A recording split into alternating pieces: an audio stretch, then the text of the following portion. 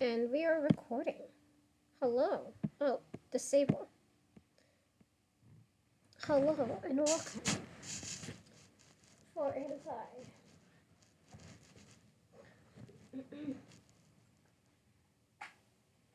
So, we will begin again reading Memoirs of a Geisha. I recently today watched the movie, and now I know about everything that will happen in the book.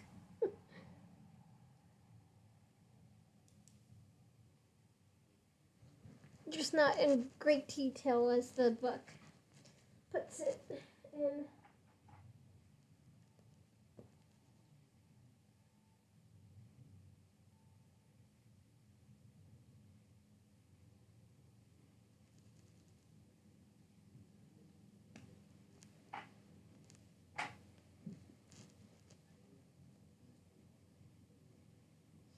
Alright, so yeah.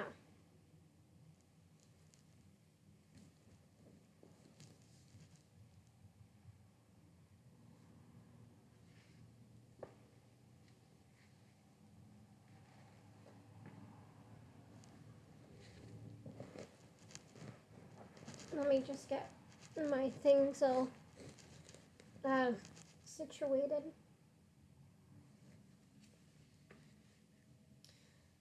Alright, so we last left off with Chio-chan finally found her sister who works at a brothel. They planned an escape for like a few days from when they first met up. And then Hatsumomo got into trouble because her boyfriend was found out. But yeah, we will go on to chapter 8.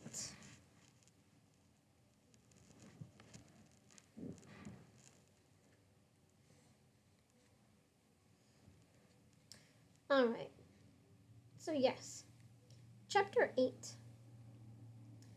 Hatsumomo wasn't the only one angry at me the following days, because Mother ordered that all the maids be denied servings of dried fish for 6 weeks as punishment for having tolerated Hatsumomo's boyfriend in the Okia. I didn't think the maids could have been more upset with me if I'd actually stolen the food from the bowls with my own hands. And as for Pumpkin, she began to cry when she found out what Mother had ordered. But to tell the truth, I didn't feel as uneasy as you might imagine to have everyone glowering at me, and to have the cost of an obi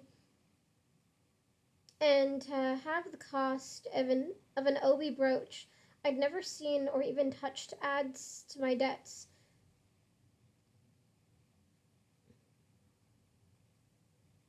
Anything that made life more difficult for me only strengthened my determination to run away. I don't think Mother really believed I'd stolen the obi brooch, though she was certainly content to buy a new one at my expense if it would keep Hatsumomo happy. But she had no doubts at all that I'd left the Okia when I shouldn't have, because Yoko confirmed it. I felt almost as though my life itself were slipping away from me when I learned that Mother had ordered the front door locked to prevent me from going out again. How would I escape from the Okia now? Only Auntie had a key, and she kept it around her neck, even while she was sleeping. As an extra measure, the job of sitting by the door in the evenings was taken away from me and given to Pumpkin instead. We had to wake Auntie to have the door unlocked when Hatsumomo came home. Every night I lay on my futon scheming, but as late as Monday, the very day before Setsu and I arranged to run away, I'd come up with no plan for my escape. I grew so despondent I had no energy at all for my chores, and the maids chided me for dragging my cloth along the woodwork. Uh, yeah, and the maids chided me for dragging my cloth around the woodwork. I was supposed to be polishing and pulling a broom pulling a broom along the corridor. I was supposed to be sweeping. I spent a long while Monday afternoon pretending to weed the courtyard while really only squatting on the stones and brooding. Then one of the maids gave me the job of washing the wood floor in the maid's room, where Yoko was seated near the telephone, and something extraordinary happened. I squeezed a rag full of water onto the floor, but instead of sneaking along toward the doorway as I would have expected it, as as I would have expected, I ran toward one of the back corners of the room. Yoko, Yoko, look, I said. The water's running uphill. Of course, it wasn't really uphill. It only looked that way to me. I was so startled by this that I squeezed more water, and watched it run into the corner again. And then, well, I can't say exactly how it happened, but I pictured myself flowing up the stairs, the second floor landing, and from up there the ladder through the trap door and onto the roof beside the gravity feed tank. The roof. I was so astonished at the thought. I forgot my surroundings completely, and when the telephone near Yoko rang, I almost cried out in alarm. I wasn't sure what I would do once I reached the roof, but if I could succeed in finding my way down there, I might meet Satsu after all.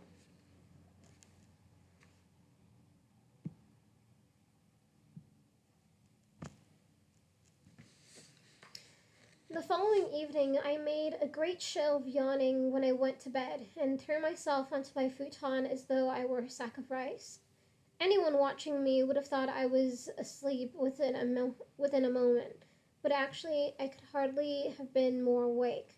I lay for a long while thinking of my house and wondering what expression would form itself on my father's face when he looked up from the table to see me standing in the doorway. Probably the pockets at his eyes would droop down and he would start to cry, or else his mouth would take on that odd shape that was his way of smiling. I didn't allow myself to picture my mother quite so vividly. Just the thought of seeing her again was enough to bring tears to my eyes. At length, the maids settled down onto their futons beside me on the floor, and Pumpkin took up her position waiting for Hatsumomo. I listened to Granny chanting sutras, which she did every night before going to bed. Then I watched her through the partly opened window. Yeah, then I watched her through the partly open door as she stood beside her futon and changed into her sleeping robe. Excuse me. I was horrified by what I saw when her robe slipped from under her shoulders.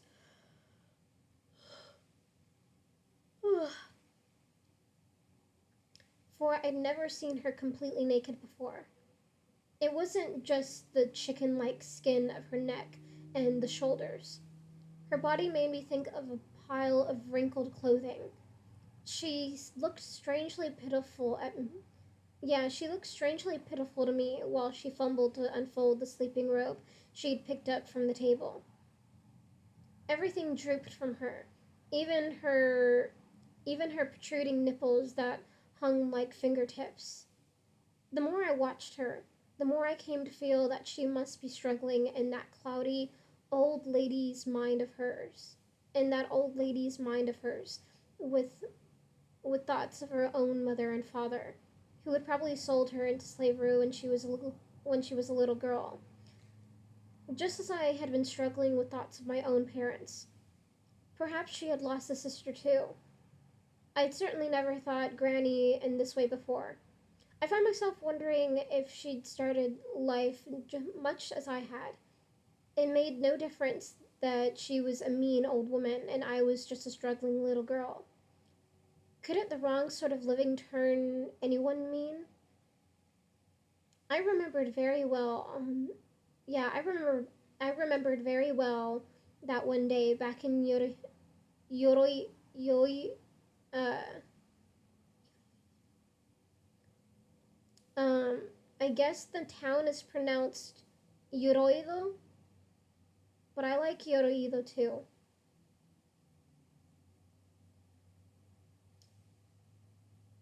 But it's, yeah, Yoroido.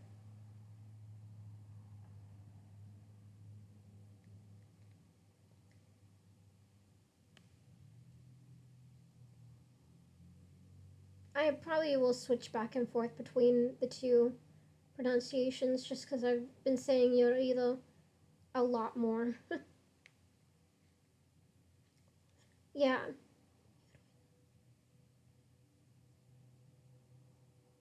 yeah, I remembered very well that one day back in Yoroido. Um, no, it's not time to restart. Not now.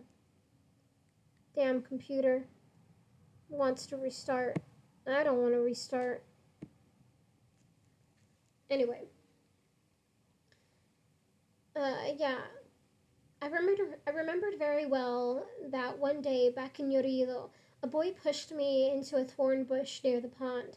By the time I clawed my way out, I was mad enough to bite through wood. If a few minutes of suffering could make me so angry, what would years of it do? Even stone can be worn down with enough rain. If I hadn't already resolved to run away, I'm sure I would have been terrified to think of the suffering that probably lay in wait for me in Guillaume. Surely it would make me into the sort of old woman Granny had become. But I comforted myself with the thoughts that by the following day I could begin forgetting even my memories of Guillaume. I already knew how I would reach the roof. As to how I would climb from there to the street, well, I wasn't so sure. Yeah, well, I wasn't at all sure. I would have no choice but to take my chances in the dark, even if I did make it down without hurting myself. Reaching the street would be the only reaching the street would be only the beginning of my troubles. However much life in Guion was a struggle, life after running away would surely be more of a struggle. The word was simply too cruel. How could I survive? I lay on my futon in anguish for a while, wondering if I really had the strength to do it. But Satsu would be waiting for me. She would know what to do. Quite some time passed before Granny settled down in her room. By then, the maids were snoring loudly. I pretended to turn over on my futon in order to steal a glance at Pumpkin, kneeling on the floor not far away. I couldn't see her face well, but I had the impression she was growing drowsy. Originally,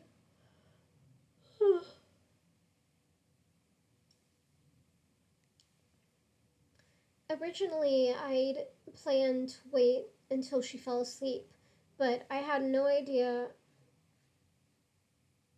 But I had, uh, sorry. Yeah, originally I'd planned to wait until she was asleep, but I had no idea of the time any longer. Besides, Hatsumomo might come home at any moment. I sat up as quietly as I could, thinking that if anyone noticed me, I would simply go to the toilet and come back again. If no one paid me any atten- but no one paid me any attention. A robe for me to wear on the following morning lay folded on the floor nearby. I took it in I took it in my arms and went straight for the stairwell. Outside Mother's room, I stood listening for a while. She didn't usually snore. Yeah, she didn't usually snore, so I couldn't judge anything from the silence, except that she wasn't talking on the telephone or making any other sort of noise. Actually, her room wasn't completely silent. Oh, excuse me. Yeah, actually, her room wasn't completely silent because of her little dog, Taku, who, uh, because of because her little dog Taku was wheezing and asleep. The longer I listened, the more his wheezing sounded like someone saying my name. Chi-yo, Chi-yo. I wasn't prepared to sneak out of the Okia until I'd satisfied myself Mother was asleep, so I decided to slide the door open and have a look.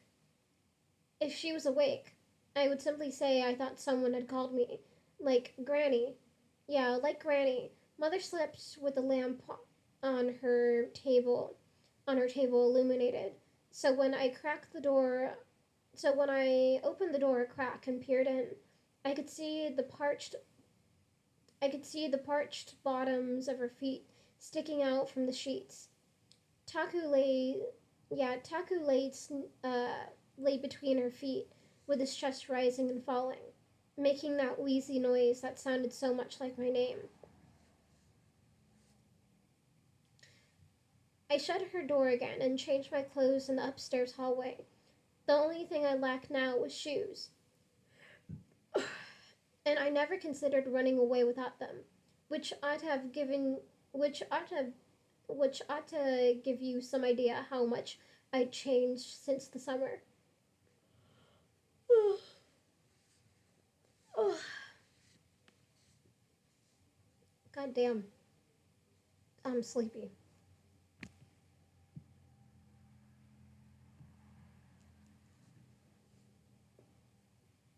Yeah.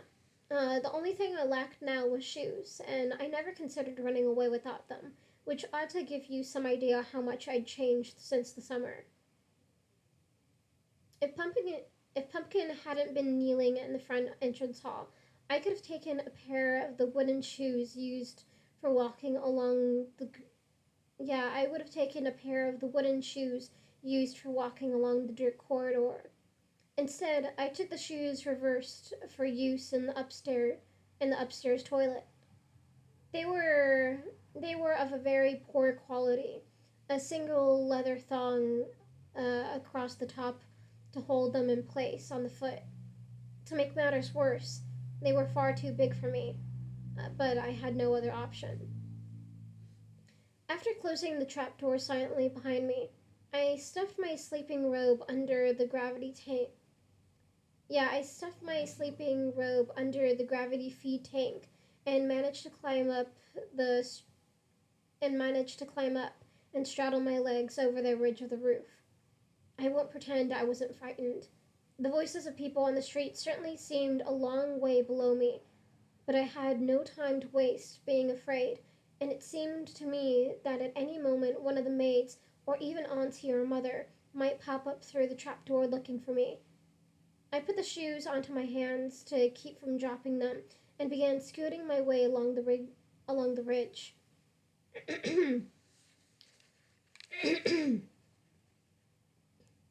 Which proved to be more difficult than I'd imagined.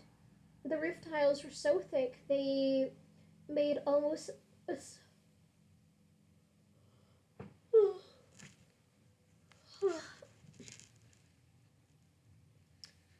Man, I'm just sleepy today. I almost slept until fucking 10 today, and I just wanted to keep on sleeping. But yeah, actually, let me drink some water.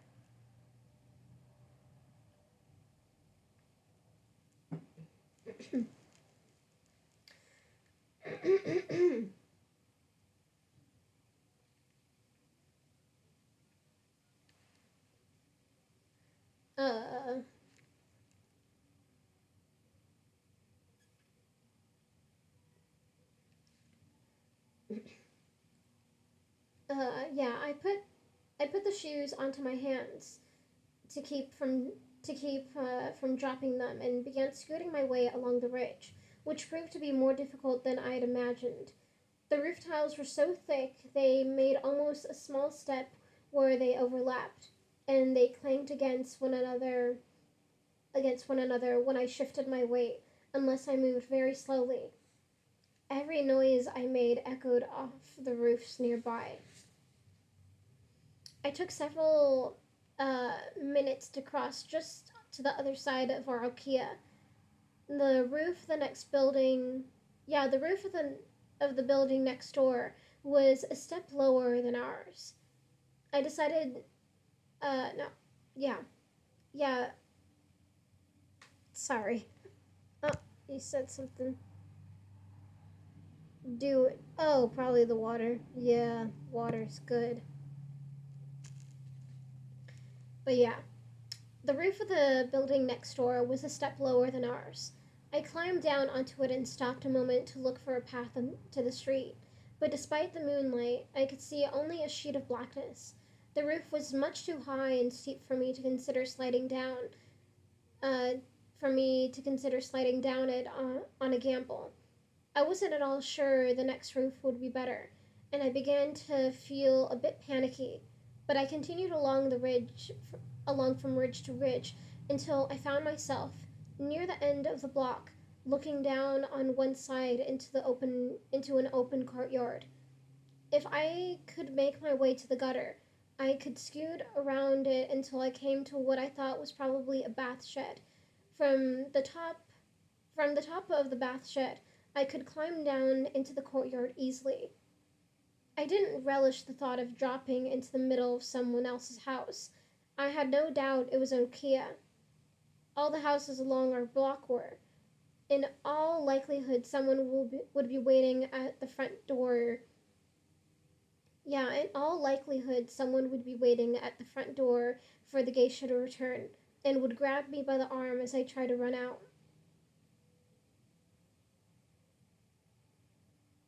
Let me say that again. Uh, uh, yeah, I didn't relish the thought of dropping into the middle of someone else's house. I had no doubt it was an Nokia. All the houses along our block were. In all likelihood, someone would be waiting at the front door for the geisha to return and would grab me by the arm as I tried to run out. And what if the front door was locked just like ours was? I wouldn't even have considered this route if I'd had any other choice, but I thought the path down looked safer than anything I'd seen yet. Hold on.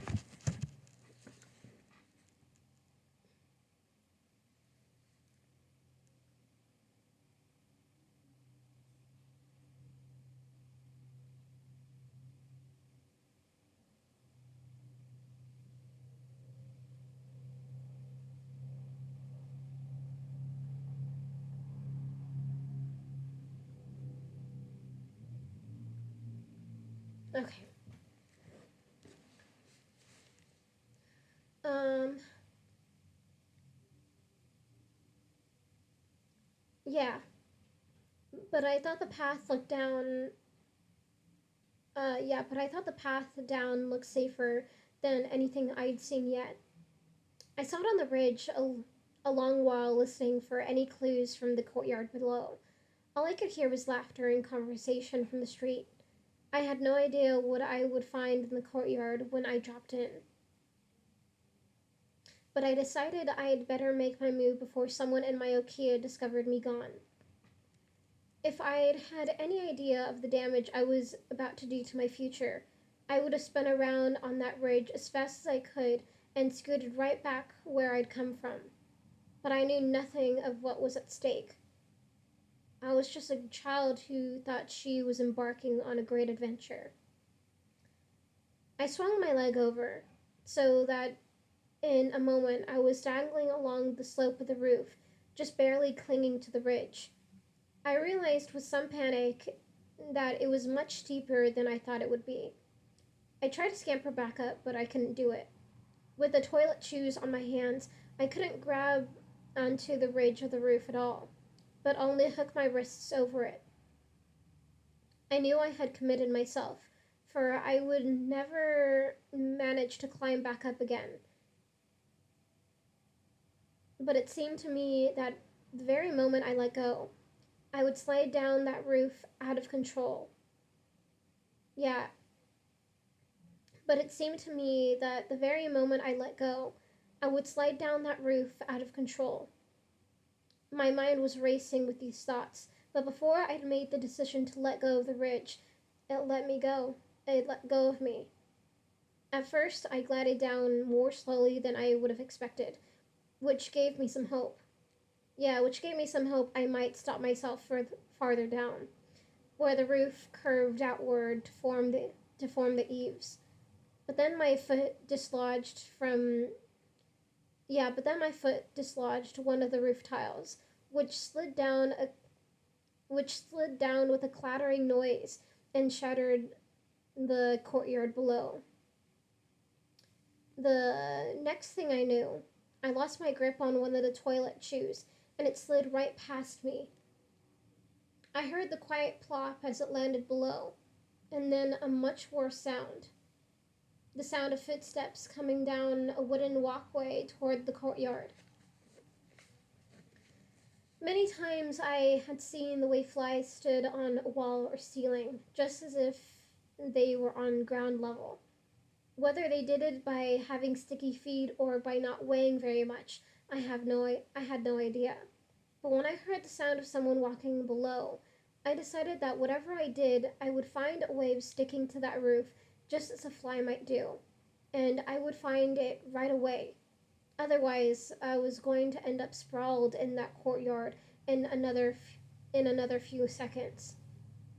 I tried digging my toes into the roof and then my elbows and knees.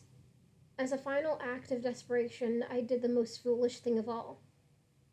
I slipped the shoe from my other hand and tried to stop myself from pressing my palms against the roof tiles. My palms must have been dripping with sweat, because instead of slowing down, I began to pick up speed the moment I touched them to the roof. I heard myself skidding with a hiss, and then suddenly the roof was no longer there. For a moment, I heard nothing, only a frightened, empty silence. As I fell through the air, I had time to form one thought clearly in my mind. I pictured a woman stepping into the courtyard, looking down to see the shattered tile on the ground, and then looking up toward the roof in time to see me fall out of the sky right on top of her. But of course this is but of course this isn't what happened. I turned as I fell and landed on my side on the ground.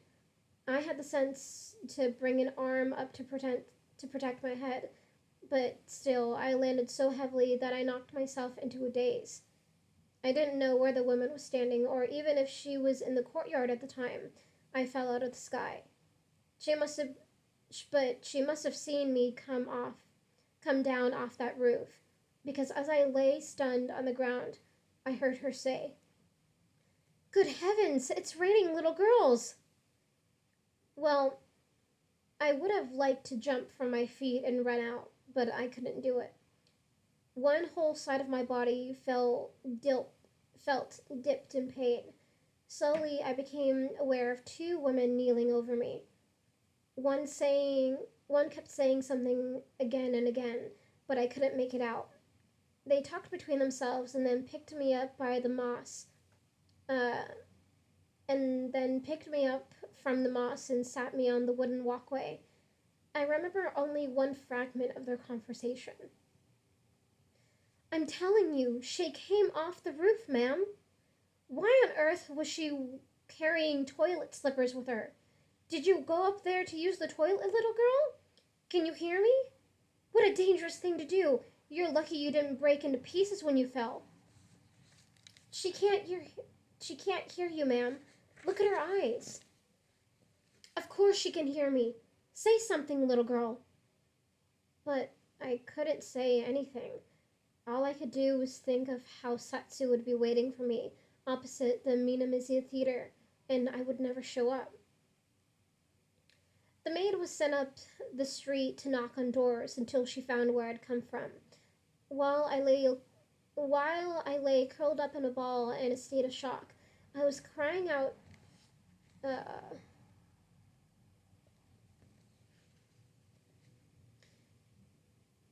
while I was curled up in a ball a state of shock.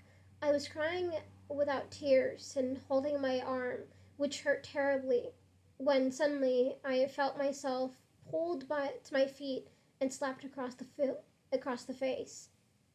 Foolish, foolish girl, said a voice. Auntie was standing before me in a rage, but when she pulled me out of that Okia and behind her up the street, when we yeah, Auntie was standing before me in a rage, and then she pulled me out of that Okia and behind her up the street. When we reached her Okia, she leaned me up against the wooden door and slapped me across the face. Do you know what you've done? She said to me, but I couldn't answer. What were you thinking? Well, you've ruined everything for yourself. Of all the stupid things. Foolish, foolish girl. I'd never imagined Auntie could be so angry. She dragged me into the courtyard and threw me onto my stomach on the hallway. I began to cry in earnest for I knew what was coming. But this time, instead of beating me half-heartedly as she had before, Auntie poured a bucket of water over my robe to make the rod sting even more. Hold on. But this time, instead of beating me half-heartedly as she had before, Auntie poured a bucket of water over my robe to make the rod sting all the more, and then struck me so hard I couldn't even draw a breath. When she was done beating me, she threw the rod onto the ground and rolled me over onto my back. You'll never be a geisha now, she cried. I warned you not to make a mistake like this, and now there's nothing I or anyone else can do to help you. I heard nothing more of what she said because of the terrible screams from farther up the walkway. Granny was giving Pumpkin a beating for not having kept a better eye on me. As it turned out, I had broken my arm landing as I had in that courtyard. The next morning, a doctor came and took me to a clinic nearby. It was late afternoon already by the time I was brought back to the Okia with a plaster cast on my arm. I was still in terrible pain, but Mother called me immediately to her room. For a long while, she sat staring at me, patting Taku with one hand and holding her pipe in her mouth with the other. Do you know how much I paid for you? She said to me at last. No, ma'am, I answered.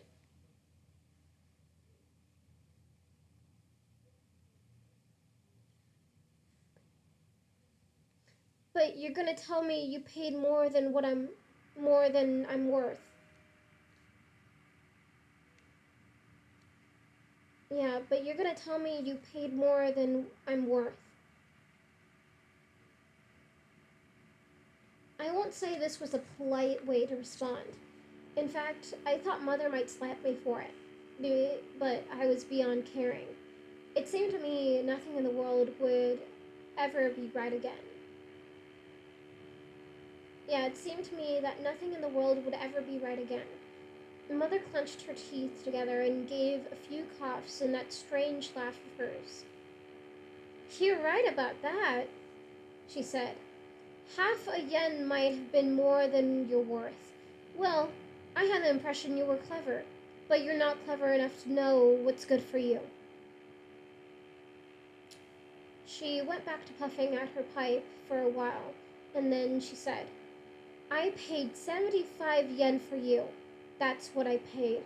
Then you went and ruined a kimono and stole a brooch, and now you've broken your arm, so I'll be adding medical expenses to your debts as well. Plus, you have your meals and lessons, and just this morning I heard from the mistress of the Tatsuyo over in Miwagawa-cho that your older sister has run away. The mistress there still hasn't paid me what she owes, but now she tells me she's not going to do it. I'll add that to your debt as well. But what difference will it make? You already owe more than you'll ever repay. So Satsu had escaped. I had spent the day wondering, and now I had my answer. I wanted to feel happy for her, but I couldn't.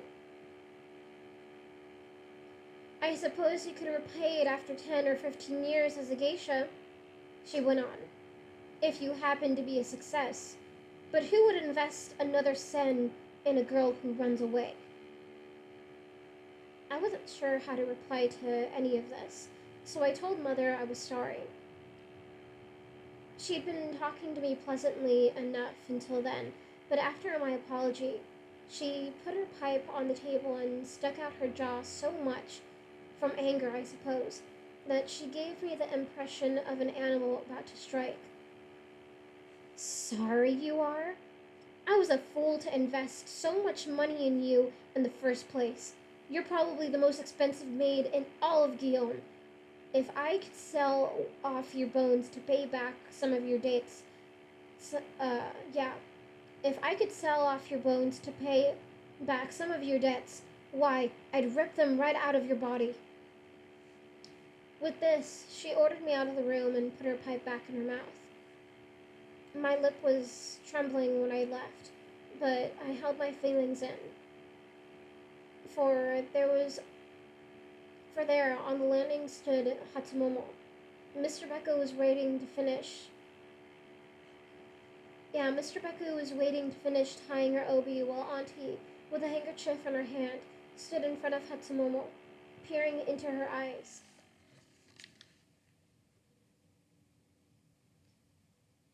Well, it's all smeared, Auntie said. There's nothing more I can do. You'll have to finish your little cry and redo your makeup afterward. I knew exactly why Hatsumomo was crying. Her boyfriend had stopped seeing her, now that she had been barred from bringing him to the Okia. I'd learned this the morning before, and felt certain Hatsumomo was going to blame her troubles on me. I was eager to get down the stairs before she spotted me, but it was already too late. She snatched the handkerchief from Auntie's hand and made a gesture calling me over. I certainly didn't want to go, but I couldn't refuse. You've got no business with Chio, Auntie said to her. Just go into your room and finish your makeup. Hatsumomo didn't reply, but drew me into her room and shut the door behind us. I've spent days trying to decide exactly how I ought to ruin your life, she said to me. But now you've tried to run away and done it for me. I don't know whether to feel pleased. I was looking forward to doing it myself. It was very rude of me, but I bowed to Hatsumomo and slid open the door to let myself out without replying. She might have struck me for it, but she only followed me into the hall and said, If you wonder what it will be like as a maid all your life, just have a talk with Auntie. Already you're like two ends of the same piece of string. She has her broken hip, you have your broken arm. Perhaps one day you'll even look like a man, just the way Auntie does. There you go, Hatsumomo, Auntie said. Show us that famous charm of yours. Back when I was a little girl of 5 or 6 and had never so much as thought about Kyoto once in my life, I knew a little boy named Noboru. Yeah, Noboru, in our village. I'm sure he was a nice boy, but he had a very unpleasant smell, and I think that's why he was so unpopular. Whenever he spoke, all the other children paid him no more attention than if a bird had chirped or a frog had croaked, and poor Noboru, often sat right down on the ground and cried. In the months after my failed escape, I came to understand just what life must have been like for him. because no one spoke to me and because no one spoke to me at all unless it was to give me an order. Mother had always treated me as though I were only a puff of smoke, for she had more important things on her mind. But now all the maids and the cook and Granny did the same. All all that bitter cold winter, I wondered how I wondered what had become of Satsu and of my mother and father. Most nights, when I lay on my futon, I was sick with anxiety, and I felt a pit inside myself as big and empty as if the whole world were nothing more than a giant hall empty of, pe- empty of people.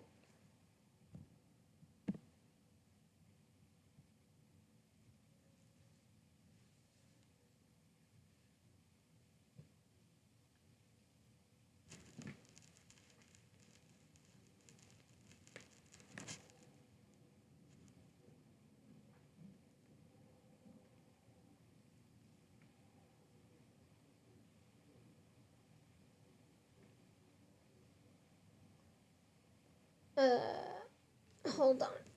I gotta adjust myself.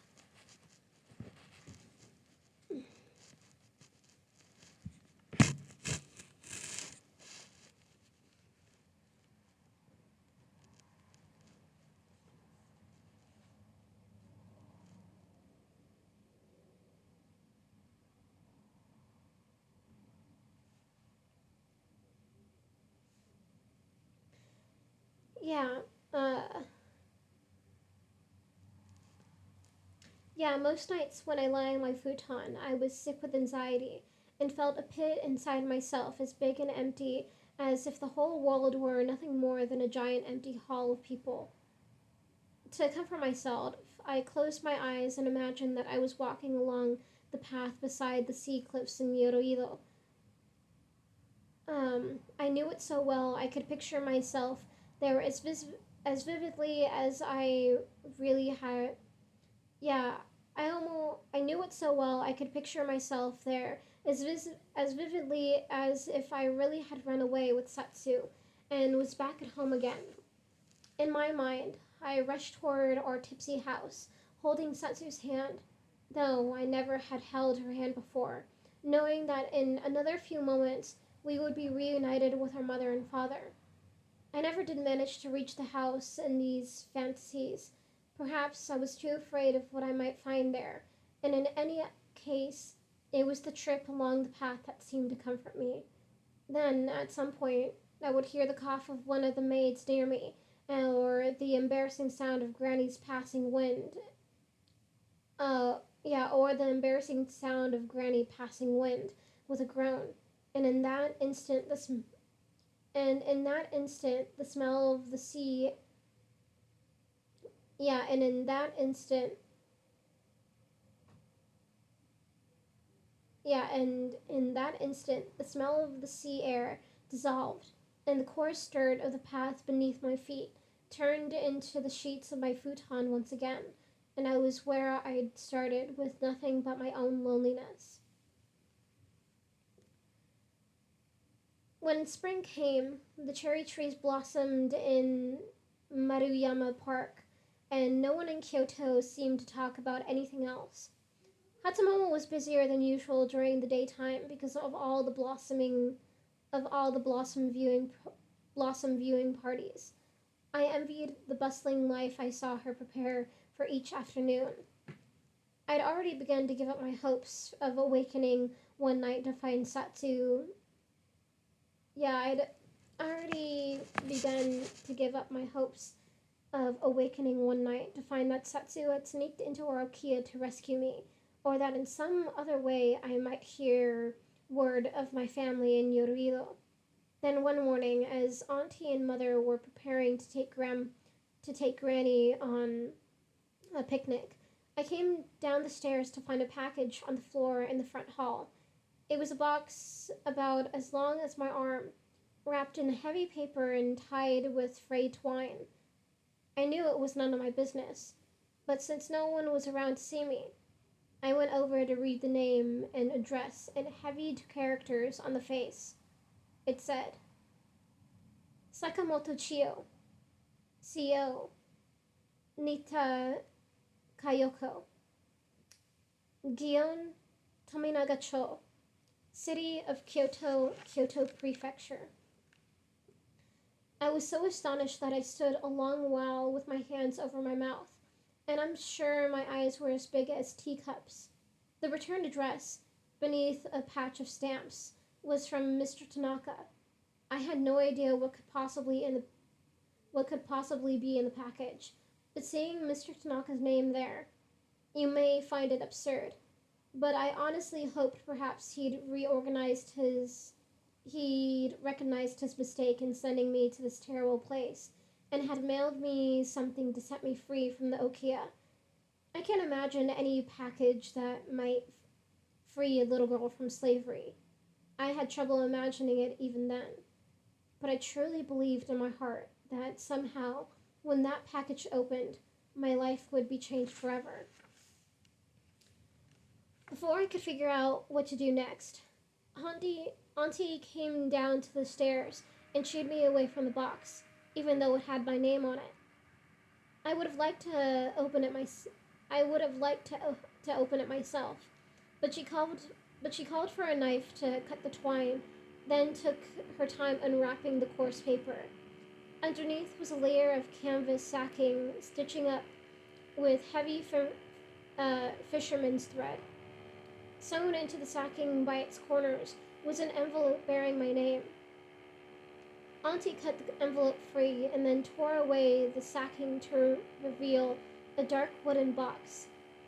I began to get excited about what I might find inside, but when Auntie took off the lid, I felt myself all at once growing heavy. For there, nestled amid folds of white linen, lay the tiny mortuary tablets that had once stood before the altar in our tipsy house.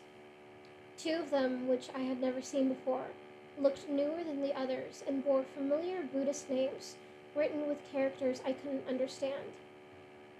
I was afraid to even wonder why Mr. Tanaka had sent them. For the moment, Auntie left the box there on the floor, with the tablets lined up so neatly inside, and took the letter from the envelope to read it. I stood for what seemed a long while, full of my fears and not daring even to think. Finally, Auntie sighed heavily and led me by the arm into the reception room. My hands were trembling in my lap as I knelt at the table, probably from the force of trying to keep all my terrible thoughts from rising to the surface of my mind. Perhaps it was really a hopeful sign that Mr. Tanaka had sent me the mortuary tablets. Wasn't it possible that my family would be moving to Kyoto? That we would buy a new altar together and set up the tablets before it?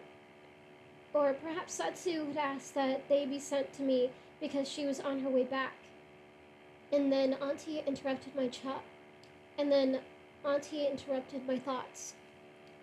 Chio, I'm going to read you something from a man named Tanaka Ichiro.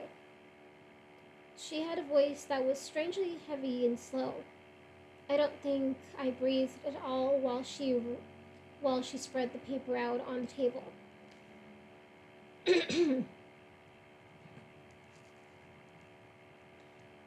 Dear Chio, 2 seasons have passed since you left Yoroyo, and soon the trees will give birth to a new generation of blossoms. Flowers that grow where old ones have withered serve to remind us that death will one day come to us all. As one who was once an orphan child himself, this humble person is sorry to have to inform you of the terrible burden you must bear. 6 weeks after you left for your new life in Kyoto, the suffering of your honored mother came to its end, and only a few weeks afterward, your honored father departed this world as well.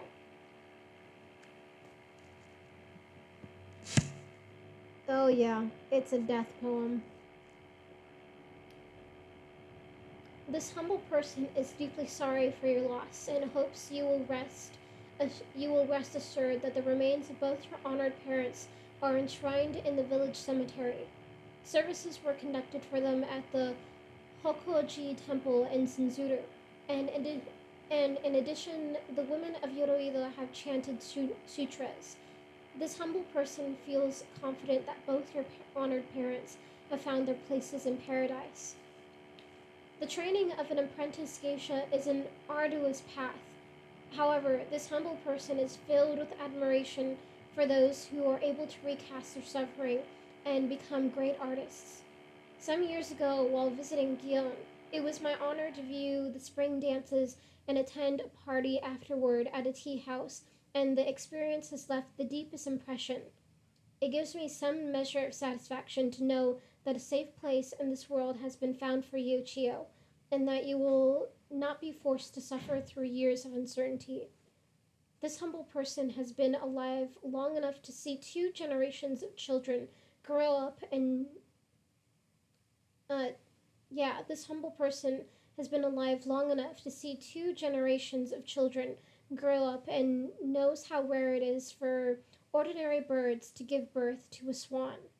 The swan who goes on living in its parent's tree will die. This is why those who are beautiful and talented bear the burden of finding their own way in the world.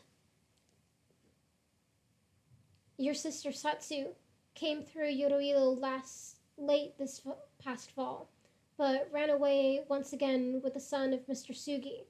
Mr. Sugi fervently hopes to see his beloved son again in this lifetime, and asks therefore that you please notify him immediately if you receive word from your sister. Most sincerely yours, Tanaka Ichiro. Long before Auntie had finished reading this letter, the tears had begun to flow out of me just like water from a pot that boils over. For it would have been bad enough to learn that my mother had died, or that my father had died. But to learn in a single moment that both my mother and father had died and left me, and that my sister too was lost to me forever. At once my mind felt like a broken vase that would not stand. I was lost even within the room around me. You must think me very naive for having kept alive the hope for so many months that my mother might still be living. But really, I had few things to hope for. Yeah, but really, I had so few things to hope for. I suppose I could have clutched at anything, Auntie. Yeah, I suppose I could have clutched at anything. Auntie was very kind to me while I tried to find my bearings. Again and again she said to me, "Bear up, Chio-chan. Bear up. There's nothing more any of us can do in this world." When I finally when I was finally able to speak, I asked Auntie if she would set up the tablets someplace where I wouldn't see them, and pray on my behalf, for it would give me too much pain to do it. But she refused and told me I should be ashamed even to consider turning my back on my own ancestors. She helped me set the tablets up on a shelf near the base of the stairwell, where I could pray before them every morning. "Never forget them, Chio-chan," she said. "They're all that's left of your childhood."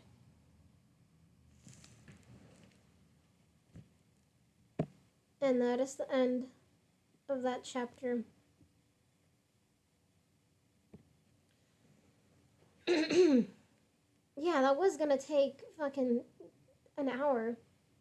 Because we're just barely 54 minutes. Yeah. And now we go on to chapter 9.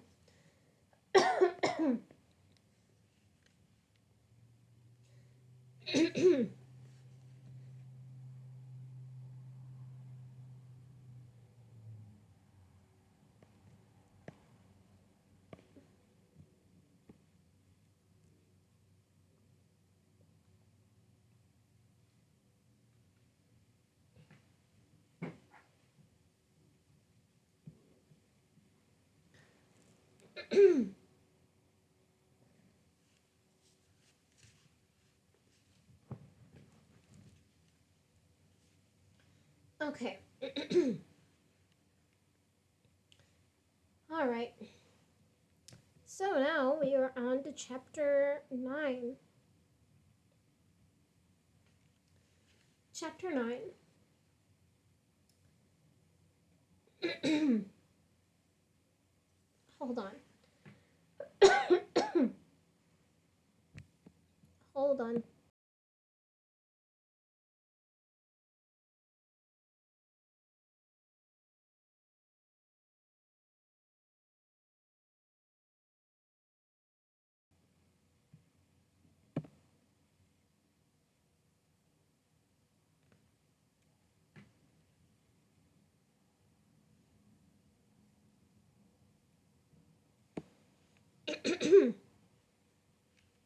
Okay. It's clearly not going to go away. It's like right at the entrance of my throat and it's like to the side. I'm like trying to like get it out, but obviously it does not want to come out. Man. But yeah. Uh so yeah, chapter 9.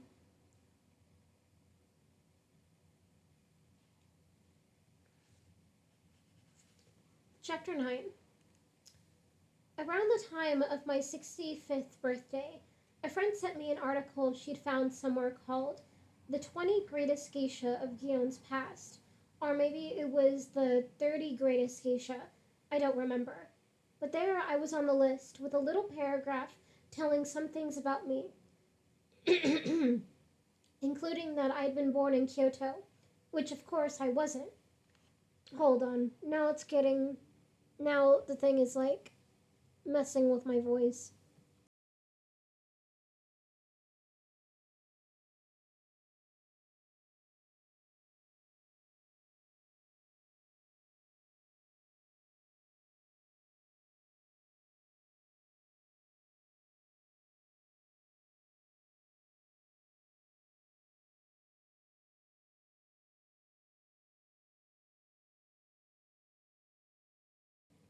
I think I might have gotten it, but I'm not sure.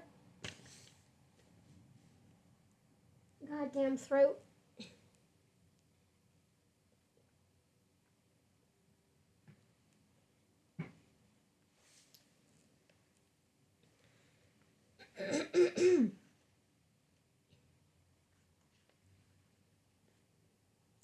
All right.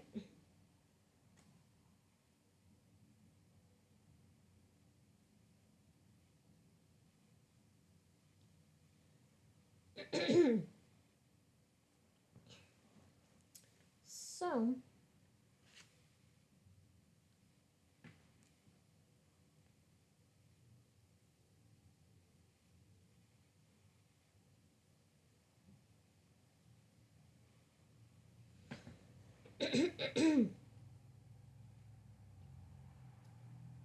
where was I?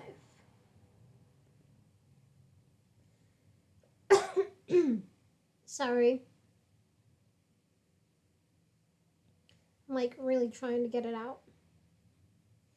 All right. Yeah, let me start over. Chapter 9.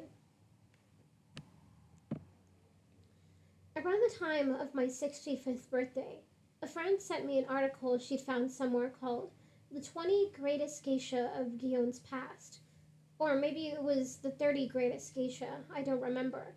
But there I was on the list with a little paragraph telling some things about me, including that I'd been born in Kyoto, which of course I wasn't. I can assure you I wasn't one of Gion's 20 Greatest Geisha either. Some people have difficulty telling the difference between something great and something they've simply heard of. In any case, I would have been lucky to end up as nothing more than a bad geisha and an unhappy one, like so many other girls, if Mr. Tanaka had ever written to tell me that my parents had died and that I would probably never see my sister again.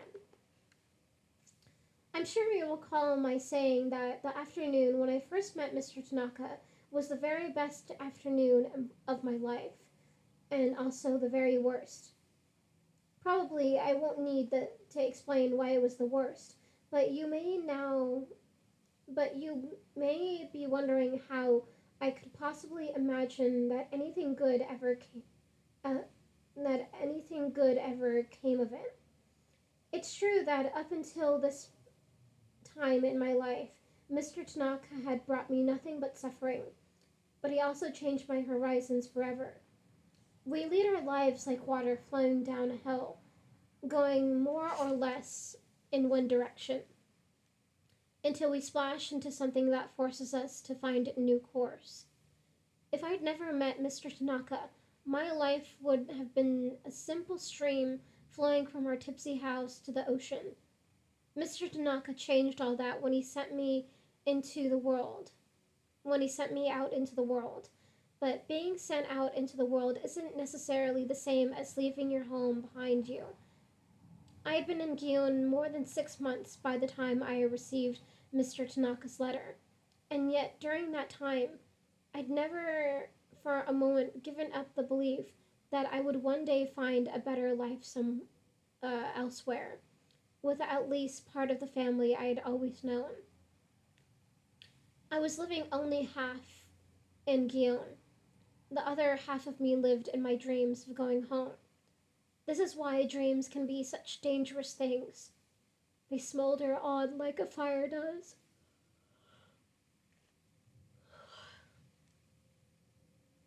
Yeah, they smolder on like a fire does, and sometimes consume us completely. During the rest of the spring and all that summer following the letter, I felt like a child lost on a lake in the fog. The days spilled one after another into a muddle. I remember only snippets of things, aside from a constant feeling of misery and fear. One cold evening after winter had come, I sat a long while in the maid's room, watching snow fall silently, watching snow falling silently into the Okia's little courtyard. I imagined my father coughing at the lonely table in his lonely house, and my mother so frail upon her futon that her body scarcely sank into the bedding. I stumbled out into the courtyard to I stumbled out into the courtyard to try to flee my misery. But of course, we can never flee the misery that is within us. Then, in early spring, a full year after the terrible news about my family, something happened. It was the following April when the cherry trees were in blossom once again. It may have been it may even have been a year to the day since Mr. Tanaka's letter. I was almost 12 by then. Ah, okay. So she's almost okay. I'm like wondering like, okay, so now how old is she now? Wait, okay, yeah.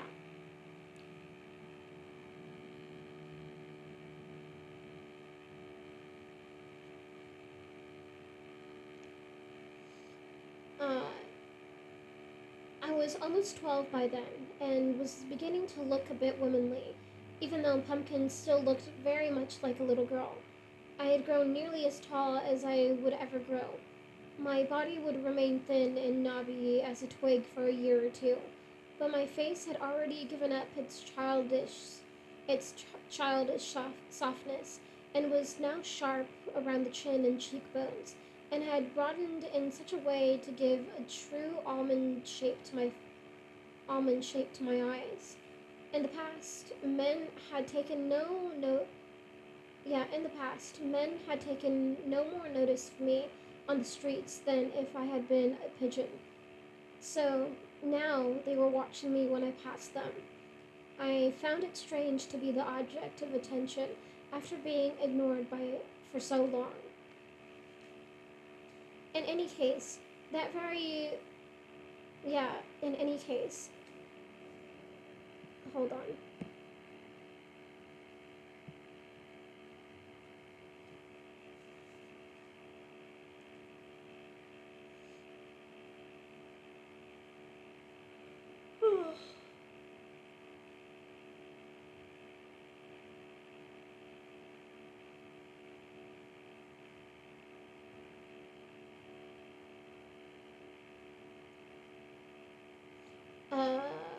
Yeah. In any case, very early one morning that April, I awoke from a most peculiar dream about a bearded man. His beard was so heavy that his features were a blur to me, as if someone had censored them from the film.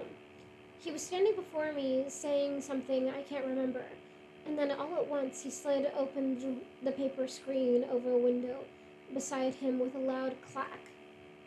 I awoke thinking I had heard a noise in the room. The maids were sighing in their sleep. Pumpkin lay quietly with her round face sagging onto the pillow.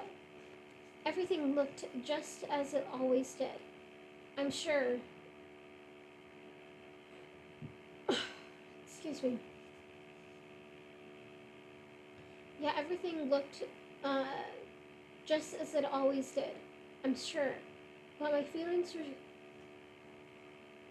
Jesus, God, damn it. I'm so sleepy. Yeah, everything looked just as it always did, I'm sure. But my feelings were strangely different. I felt as though I were looking at a world that was somehow changed from one I'd seen the night before, peering out, almost though the very window had been opened in my dream. Yeah, peering out almost through the very window that had opened my dream.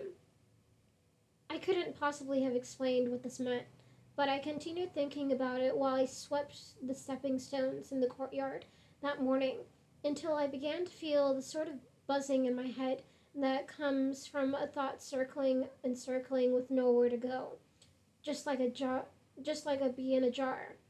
Soon I put down the broom and went to sit in the dirt corridor, where the cool air from beneath the fountain, yeah, where the cool air from beneath the foundation of the main house, drifted soothingly over my back. And then something came to mind that I hadn't thought about since my very first week in Kyoto.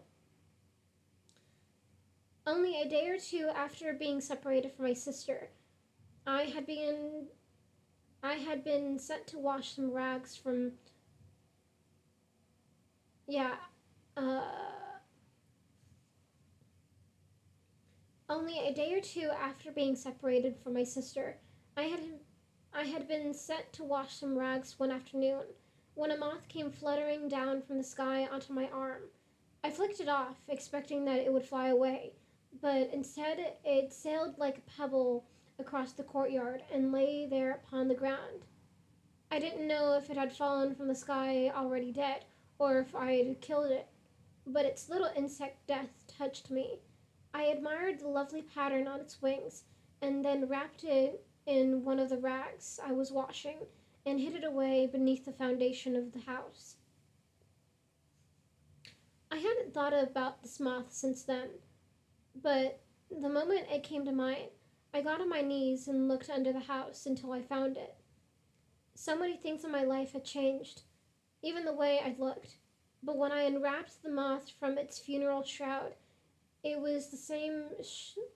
It was the same startlingly, startlingly lovely creature as on the day. Yeah, as on the day I entombed it. It seemed to be wearing a robe in subdued grays and browns. Just it seemed to be wearing a robe of subdued grays and browns, like Mother wore when she went to her mahjong games at night. Everything about it seemed beautiful and perfect, and so utterly unchanged.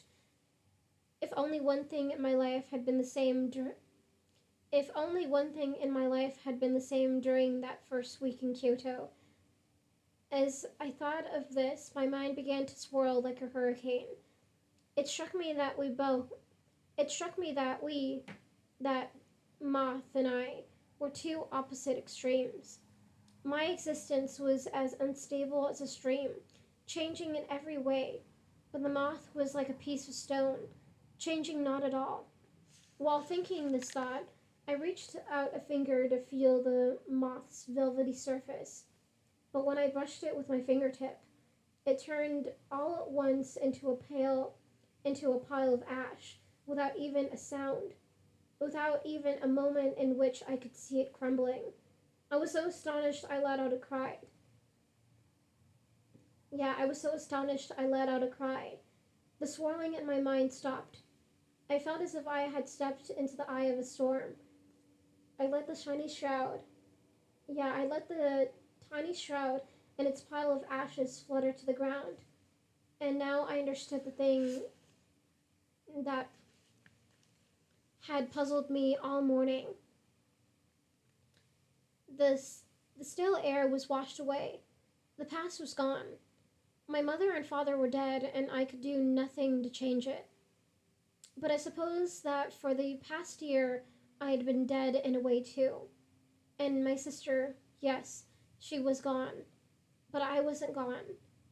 I'm not sure this will make sense to you, but I sense as though I'd turned around to look in a different direction, so that I no longer faced backward toward the past, but forward toward the future. And now the question was confront, and now the question confronting me was this: what would the future be? The moment this question formed in my mind, I knew with as much certainty as I'd ever known anything that sometime during that day I would receive a sign. Why was this why the bearded man had opened the window in my dream? He was saying to me, yeah, this is yeah, this was why the bearded man had opened the window in my dream. He was saying to me, watch for the thing that will show itself to you, because that thing, when you find it, will be your future. I had no time for another thought before Auntie called out to me, Chio, come here.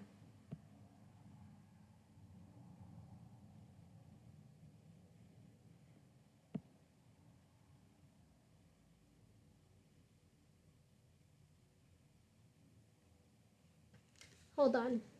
I need to do something real quick.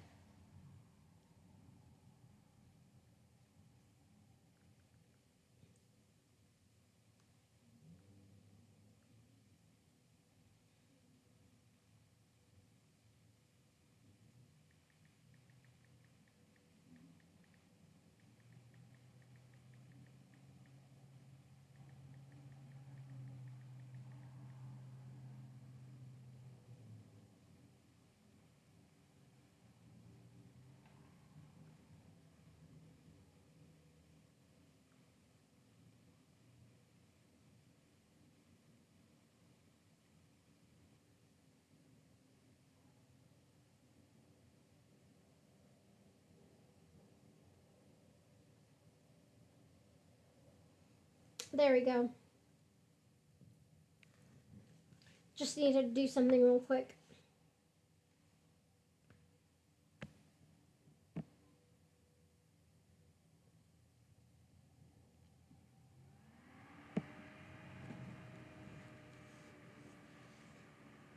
What the? uh,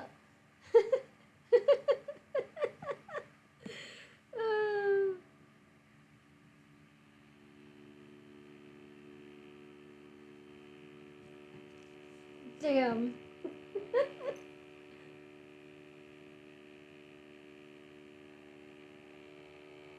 Okay.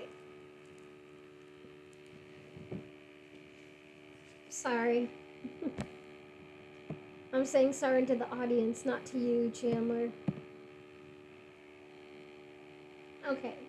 Yeah. I had no time for another thought before Auntie called out to me, Chio, come here. Well, I walked up that dirt corridor as though I were in a trance.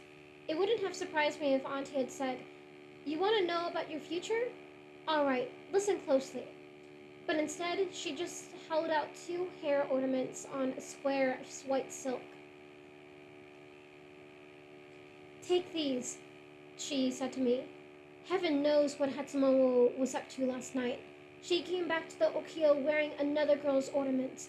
She must have been drunk more than her usual amount of sake. Yeah, she must have drunk more than her usual amount of sake. Go find her at the school. Ask whose they are, and return them. When I took the ornaments, Auntie gave me a piece of paper with a number of other errands written on it as well, and told me to come back to the Okia as soon as I had done them all.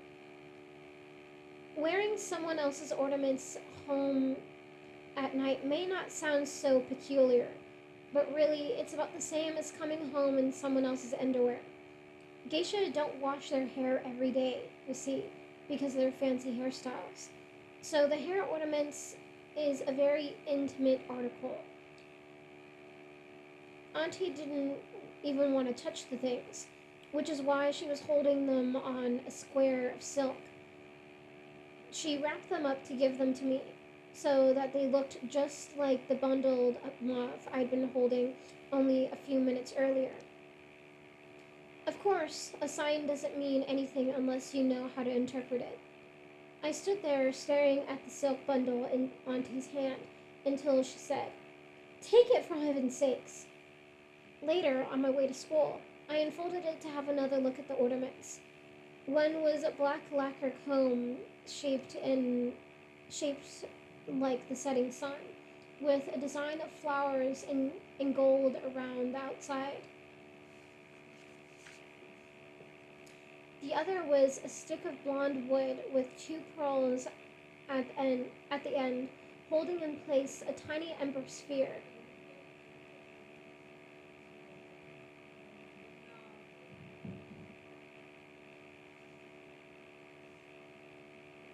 I waited outside the school building until I heard the dawn of the bell signaling the end of classes. Soon girls in their blue and white robes came pouring out. Hatsumomo spotted me even before I spotted her, and came toward me with another geisha. You may wonder why she was at the school at all, since she was already an accomplished dancer, and certainly knew everything she needed to know about being a geisha. But even the most renowned geisha continued to take advanced lessons in dance throughout their careers, some of them even into their 50s and 60s. "Why, look," Hatsumomo said to her friend. "I think it must be a weed. Look how tall it is." This was her way of ridiculing me for having grown a finger's width taller than her. "Auntie sent me here, ma'am," I said, "to find out whose hair ornaments you stole last night."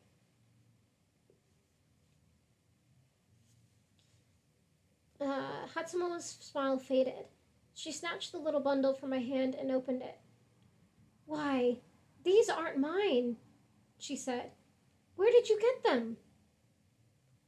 "Oh, Hatsumomo-san," said the other geisha. "Don't you remember? You and Kanako took out your hair ornaments while the two of you were playing that foolish game with Judge Uwazumi.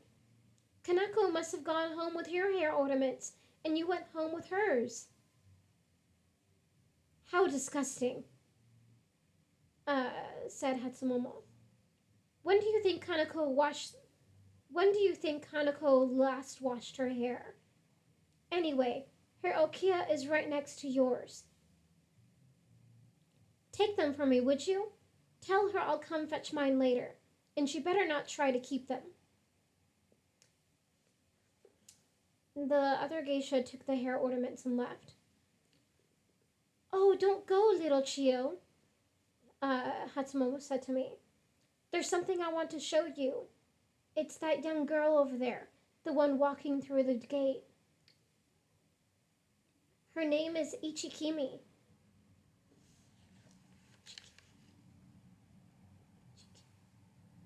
Ichikimi.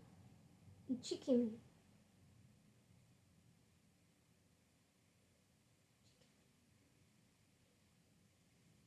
"Yeah,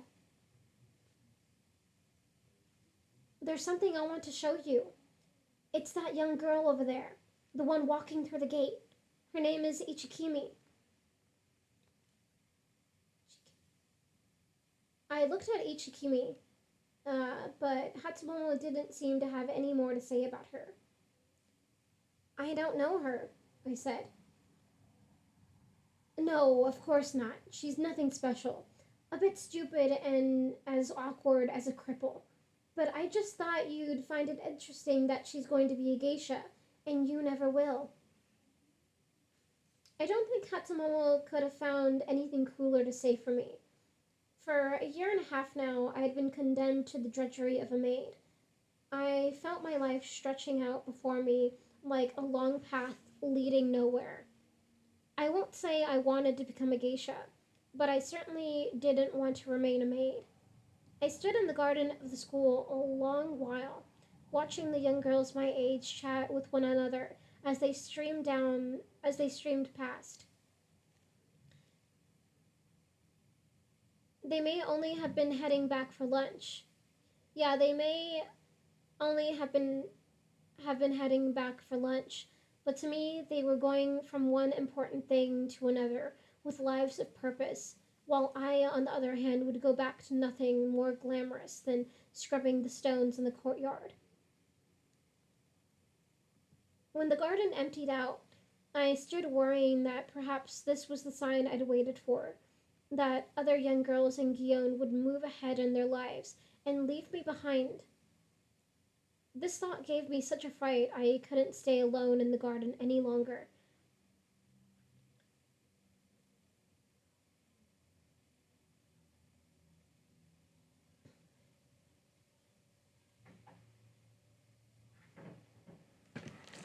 Hold on.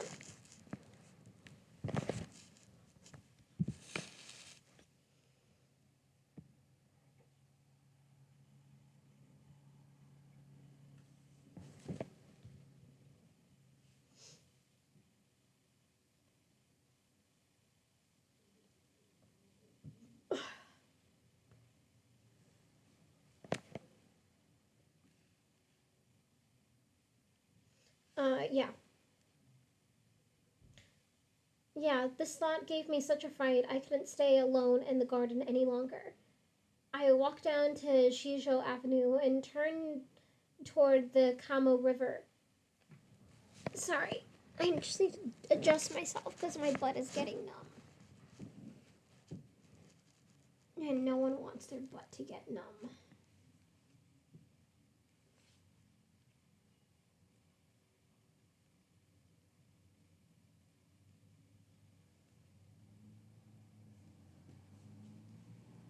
Okay.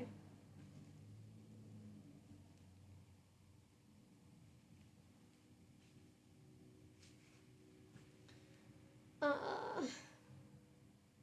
yeah, this thought gave me such a fright I couldn't stay alone in the garden any longer. I walked down to Shisho Avenue and turned toward the Kamo River. Giant banners on the Minamiza Theater announced the performance of a kabuki play that afternoon entitled Shibaraku. Shibara. Baraku. Shibara. Shibaraku. Shibaraku.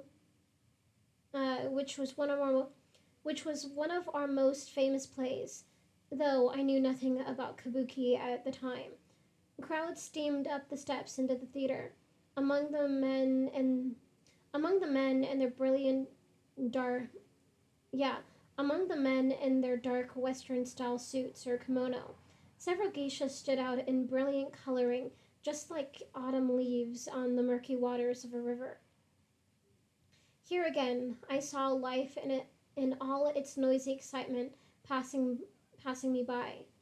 I hurried away from the avenue, down a side street leading along the Shirakawa stream. But even there, men and geisha were rushing along in their lives so full of purpose. To shut out the pain of this thought, I turned toward the Shirakawa, but cruelly, even its waters glided along with purpose toward the Kamo River, and from there to Osaka Bay and the inland sea. It seemed the same message waited for me everywhere.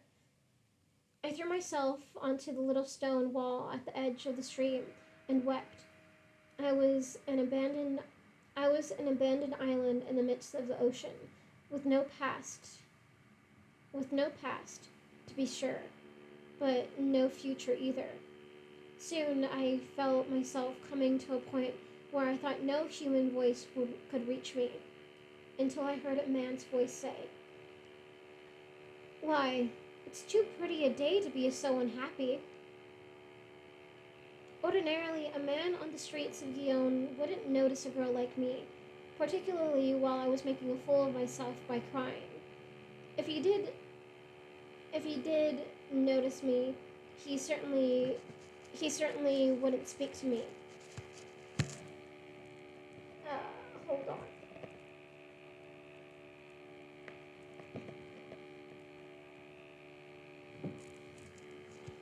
Sorry, I just needed to try and do something. Yeah,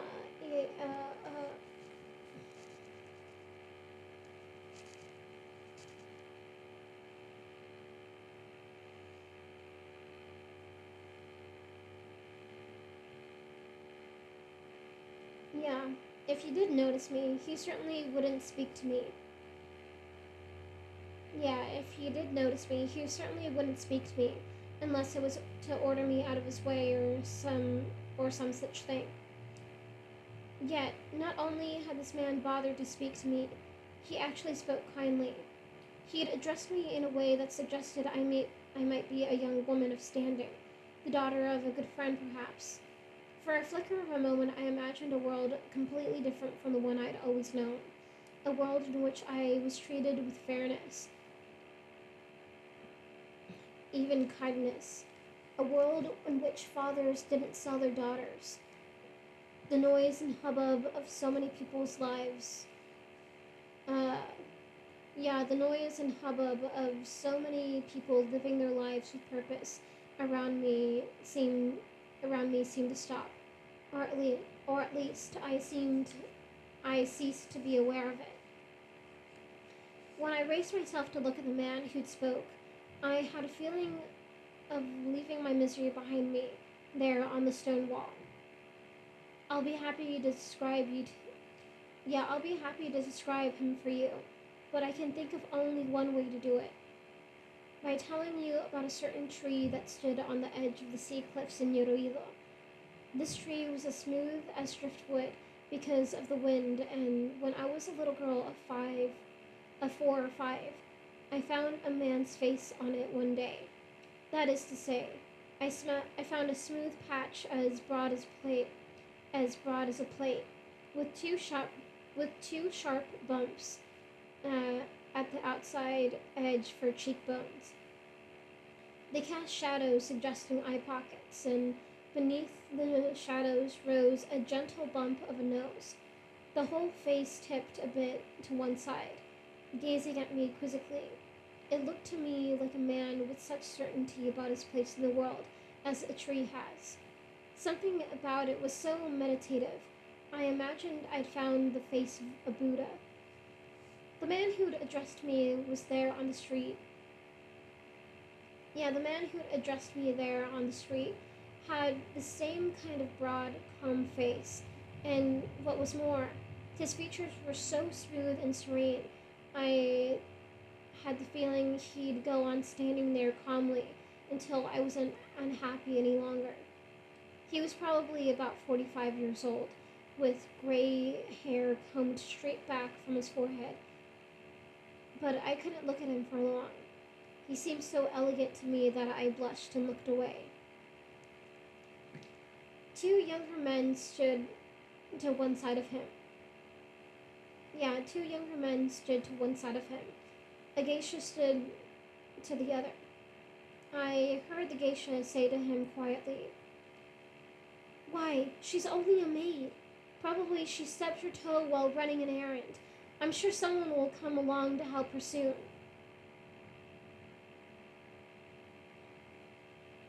I wish I had your faith in people.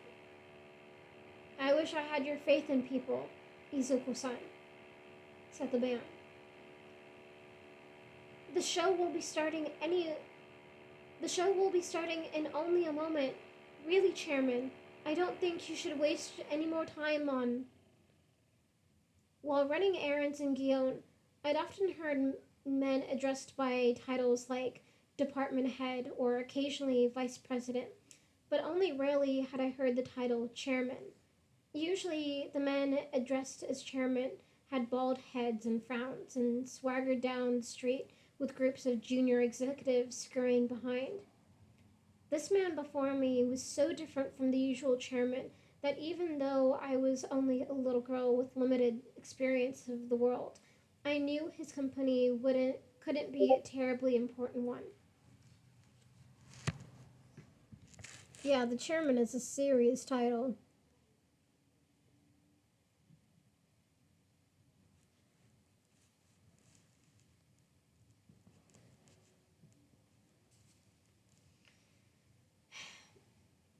Yeah, this man before me was so different from the usual chairman that even though I was only a little girl with limited experience of the world, I knew his company couldn't be terribly important. I knew his company couldn't be a terribly important one. A man with an important company wouldn't have stopped to talk to me. You're trying to tell me it's a waste of time to stay here and help her, said the chairman. Oh no, the geisha said. It's more a matter of having no time to waste. We may be late for the first scene already. Now, Izuko-san, surely at some time you yourself have been in the same state as this little girl, as this. Let me say it again. Now, Izuko-san, surely at some point you yourself have been in the same state this little girl is in. You can't pretend the life of a geisha is always simple. I should thank you of all people. I've been in the state she's in? Chairman, do you mean making a public spectacle of myself? At this, the chairman turned to the two younger men and asked that they take Izuko ahead to the theater. They bowed and went on their way while the chairman remained behind. He looked at me a while longer, though I didn't dare look back at him. At length I said, Please, sir, what she says is true. I'm only a foolish girl. Please don't make yourself late on my account. Stand up a moment, he said. He told me. I didn't dare disobey him.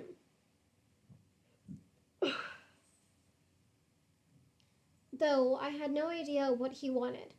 As it turned out, all he did was to take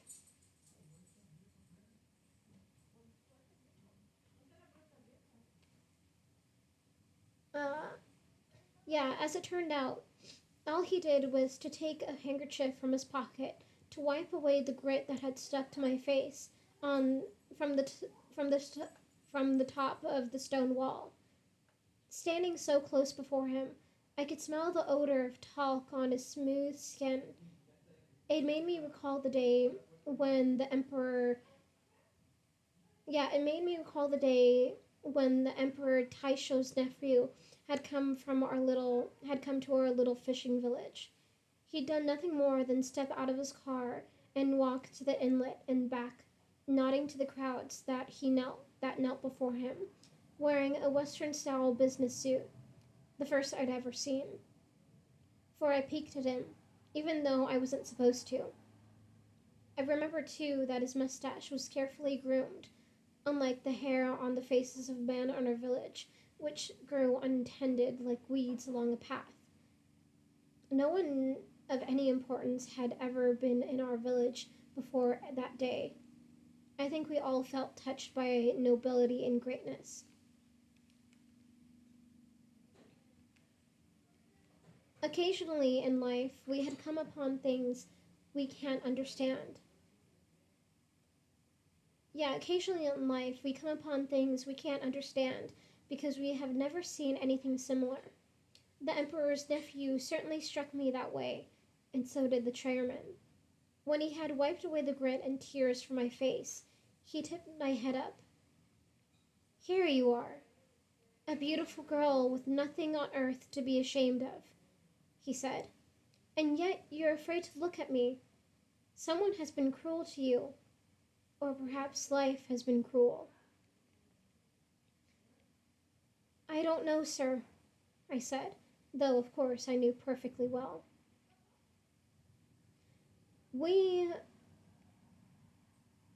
we none of us find as much kindness in this world as we should, he told me, and he narrowed his eyes a moment as if to say I should think seriously about what he'd just said. I wanted no more than any I wanted more than anything to see the smooth skin on his face once more.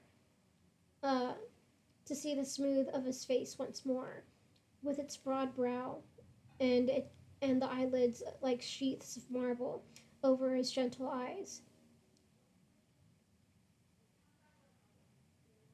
But there was such a gulf in social standing between us.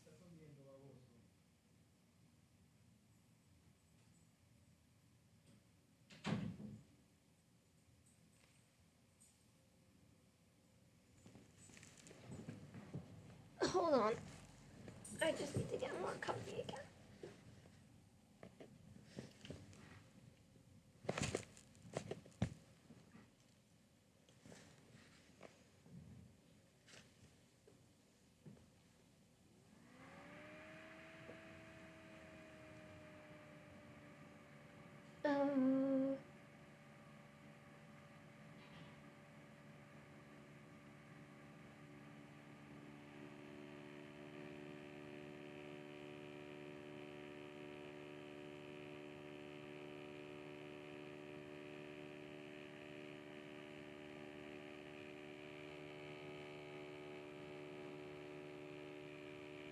Uh, yeah. I wanted more than anything to see the smooth skin of his face once more, and with its broad brow and the eyelids like sheets of marble over his gentle eyes.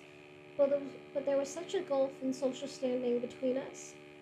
I did finally let my eyes flick upward, though I blushed and looked away so quickly that he may never have known I met his gaze. But how can I describe what I saw? But how can I describe what I saw in that instant? He was looking at me as a musician might look at his instrument just before he begins to play, with understanding and mastery. I felt that he could see into me as though I were a part of him, though how I would have loved to be in the instrument he yeah, how I would have loved to be the instrument he played. In a moment he reached into his pocket and brought something out. Do you like sweet plum or cherry? He said. Sir, do you mean to eat?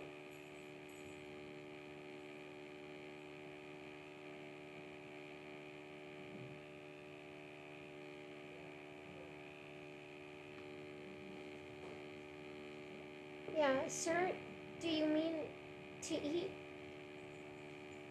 I passed a vendor a moment ago, selling shaved ice with syrup on it.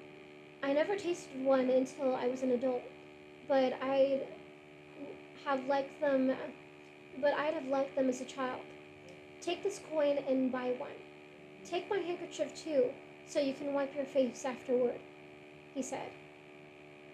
And with this,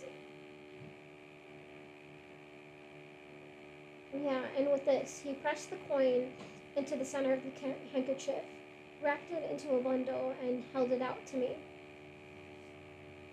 From the moment the chairman had first spoken to me, I had forgotten that I was watching for a sign about my future. But when I saw the bundle he held in his hand, it looked so much like the shrouded moth. I knew I'd come upon the sign at last. I took the bundle and blowed. I took the bundle and bowed low to thank him, and tried to tell him how grateful I was, though I'm sure my words carried none of the fullness of my feelings. I wasn't thanking him for the coin, or even for the trouble he'd taken in stopping to help me. I was thanking him for something I'm not sure I can explain even now. For showing me that something besides cruelty could be found in the world, I suppose. I watched him walk away with sickness in my heart, though it was kind of pleasing though it was a pleasing kind of sickness, if such a thing exists. I mean to say that if you have experienced such eve- I mean to say that if you have experienced an evening more exciting than any in your life, you're sad to see it end, and yet and yet you still feel grateful that it happened. In that brief encounter with the chairman, I had changed from a lost girl facing a lifetime of emptiness to a girl with purpose in her life. Perhaps it seemed odd that a casual meeting on the street could have brought about such change, but sometimes life is like that, isn't it? And I really do think if you'd been there to see what I saw and feel what I felt, the same might have happened to you.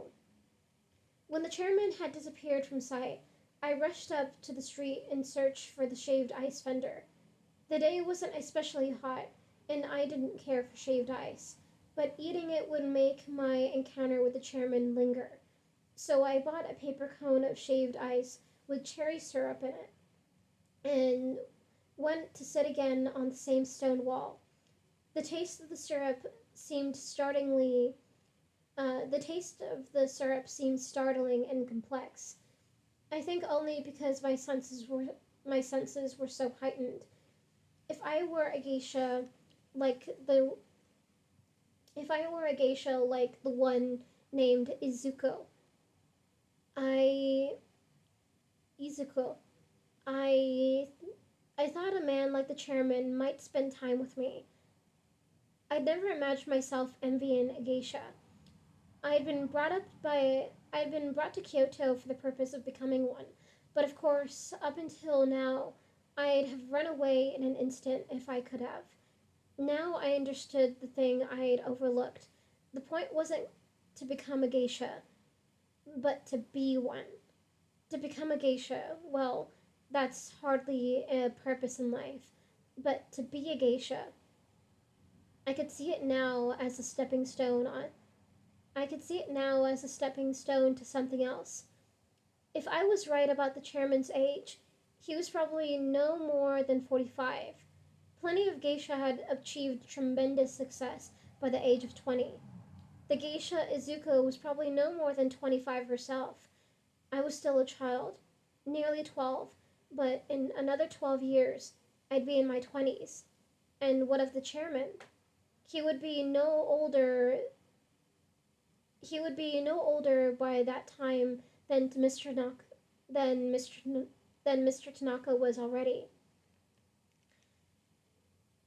The the coin of the chairman had given me far more than I'd needed for a simple.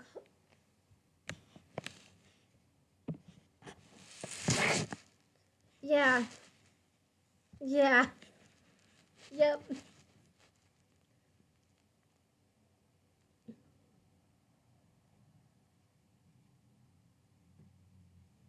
yep.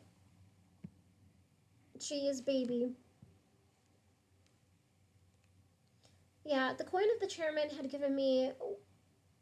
Yeah, the coin the chairman had given me was far. No, it's not bigger. Not bigger. Not yet.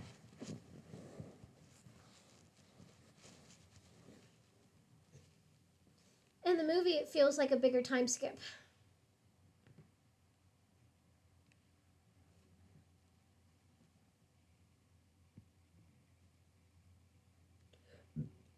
Excuse me. Yeah, the coin the chairman had given me was far more than I needed for a simple cone of shaved ice. I held it in my hand. I held in my hand the change from the vendor. Three coins of different sizes. At first, I thought of keeping them forever, but now I realized they could serve a far more important purpose. I rushed to Shijo Avenue and ran all the way to its end at the east at the eastern edge of Gion, where the Gion shrine stood. I climbed the steps, but I felt too intimidated to walk beneath the great Stutori. Yeah, I climbed the steps, but I felt too intimidated to walk beneath the great two-story entrance gate with its gabled roof, and walked around it instead. Across the gravel courtyard and up another flight of steps, I passed through the torii gate to the shrine itself. There, I threw the coins into the offertory box, coins that could have been enough to take me away from Guillaume, and announced my presence to the gods by clapping 3 times and bowing. With my hands squeezed tightly shut and my hands together, I prayed that they permit me to become a geisha somehow. I would suffer through any training, bear up and under any hardship, for a chance to attract the noise of a man like the chairman again. When I opened my eyes, I could still hear the traffic on Higashi Oji Avenue. The trees hissed in a gust of wind, just as they had a moment earlier.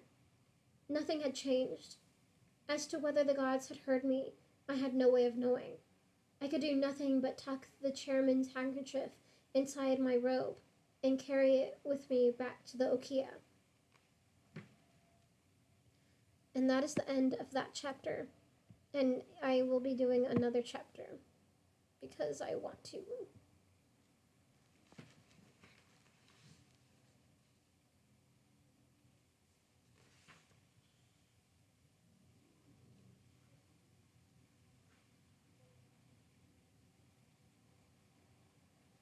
Okay. So yeah, chapter 10. Chapter 10. One morning, quite some months later, while we were putting away the row under robes, the ones made of lightweight silk gauze for hot weather, and bringing out the hitoe robes instead, the ones with no lining, used in September, I came upon a smell in the entryway so horrible that I dropped the armload of robes I was carrying. The smell was coming from Granny's room. I ran up the stairs to fetch Auntie, because I knew at once that something must be terribly wrong. Auntie hobbled down the stairs as quickly as she could, and went in to find Granny dead on the floor. And she had died in the most peculiar manner. Granny had the only electric space heater in our Okia. She used it every single night except during the summer. Now, the month of September had begun, and we were putting away the summer weight underrobes. Granny had begun to use her heater again. That doesn't mean the weather was necessarily cool. We changed the weight of our clothes by the calendar, not by the actual temperature outdoors. And Granny used her heater just the same way. She was unreasonably attached to it, probably because she'd spent so many nights of her life suffering miserably from the cold. Granny's usual routine in the morning was to wrap the cord around the heater before pushing it back against the wall. Over time, the hot metal burned all the way through the cord, so that the wire finally came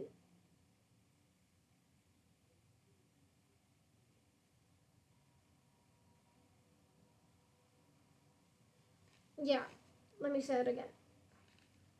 Over time, the hot metal burned all the way through the cord, so that the wire finally came into contact with it, and the whole thing became electrified. The police said that when Granny touched it that morning, she must have been immobilized at once, maybe even killed instantly. When she slid open onto the floor, she ended up with her face pressed against the hot metal surface, which was what caused the horrible smell.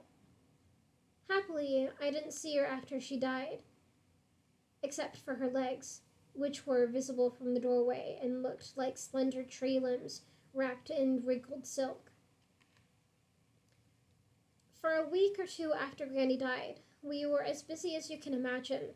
not only with cleaning the house thoroughly, because in Shinto death, yeah, because in Shinto, death is the most impure of all the things that can happen, but with preparing the house for setting out candles, trays with meal offerings, lanterns at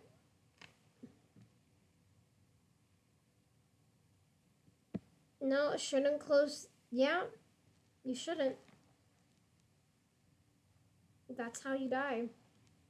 And also, you shouldn't wrap the fucking cord around the fucking heater when it's on. Because this was a space heater. If I remember correctly, if it's like the hot, like metal coils, those, that could do some fucking damage, man.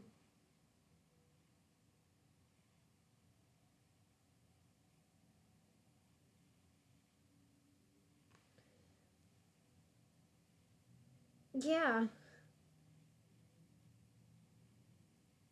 Nope. Definitely not.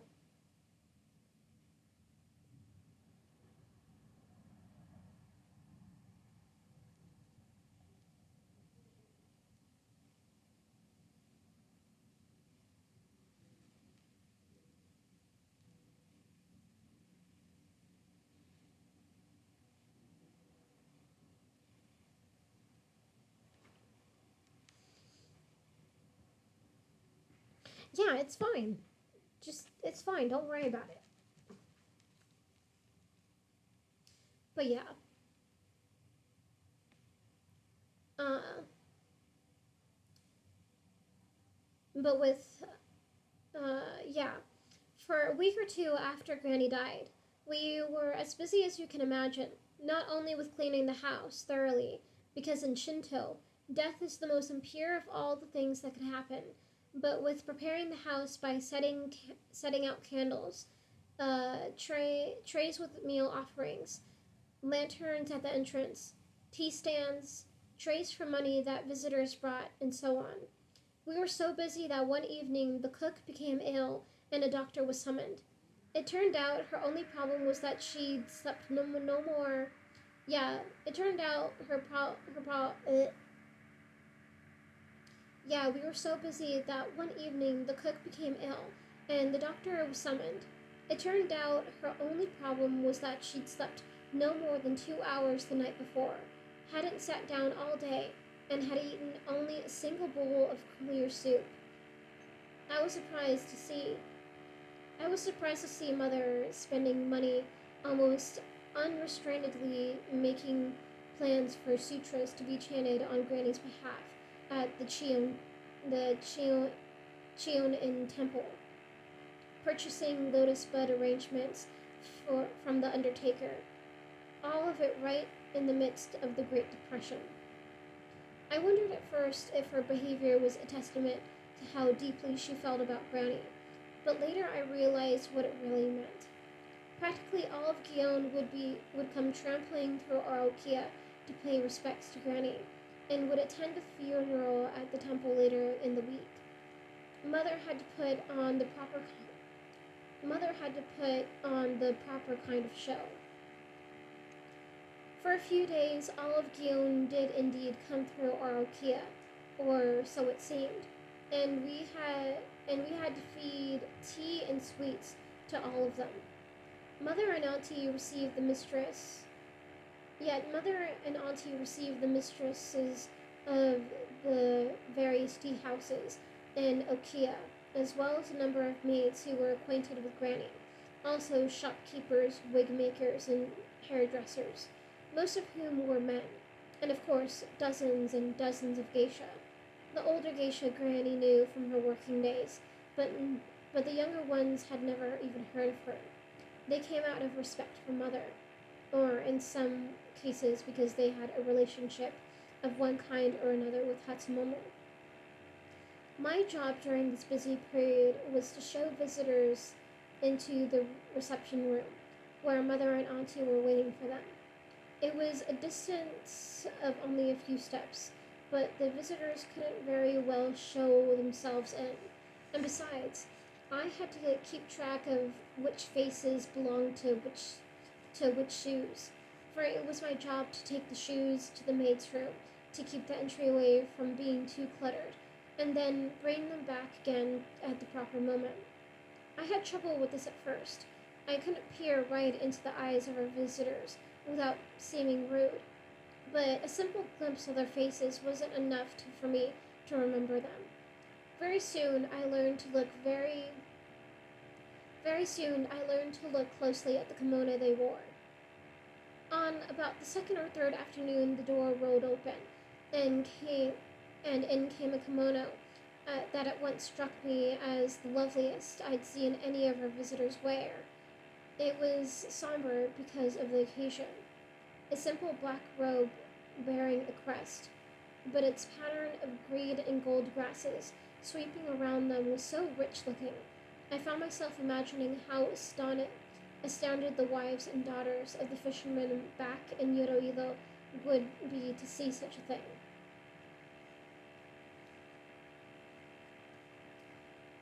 The visitor had a maid with her as well, which made me think perhaps she was the mistress of a tea house or okia, because very few geisha could afford such an expense. Well, she looked as While she looked at the tiny Shinto shrine in our entryway, I took the top. I took the opportunity to steal a peek at her face. It was such a perfect oval that I thought at once for of a certain scroll on Auntie's room, showing an ink painting of a courtesan from the Heian period 1,000 years earlier. She wasn't as striking a woman as Hatsumomo, but her features were so perfectly formed that at once I began to feel even more insignificant than usual. And then suddenly I realized who she was. Mameha, the geisha whose kimono Hatsumomo had made me ruin.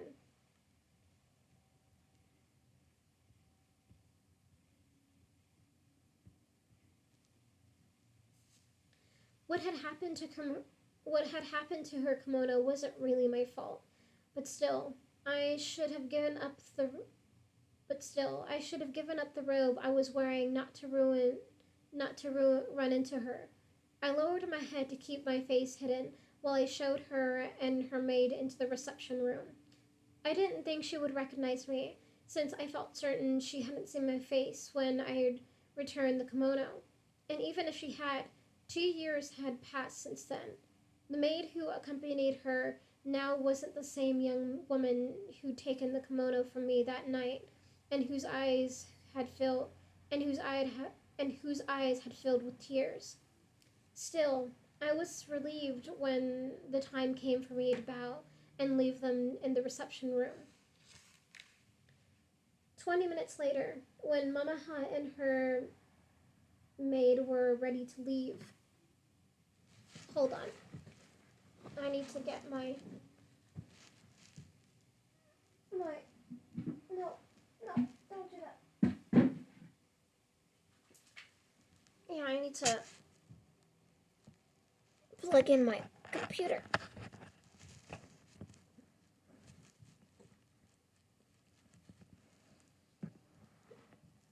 Also, let me just check something real quick.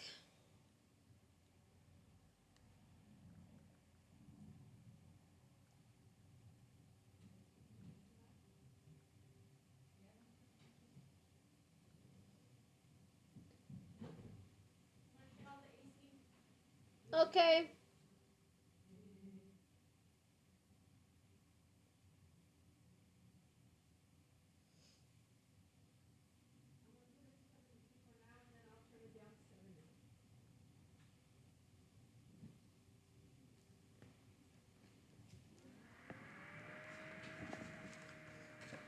Okay.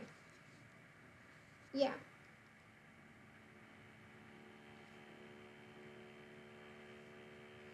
20 minutes later, when Mama Hunt and her maid were ready to leave, I fetched their shoes and arranged them on the step in the entryway, still keeping my head down and feeling very bit as nervous as I had earlier. When her maid rolled open the door, I felt that my ordeal wasn't over. But instead, but instead of walking out, Mama Hunt just went on standing there. I began to worry. And I'm afraid my eyes and my mind weren't communicating well, because even though I knew I shouldn't do it, I let my eyes flick up. I was horrified to see that Mama Ha was peering down at me. "What is your name, little girl?" "Yeah, what is your name, little girl?" she said to me in what I took to be a very stern tone.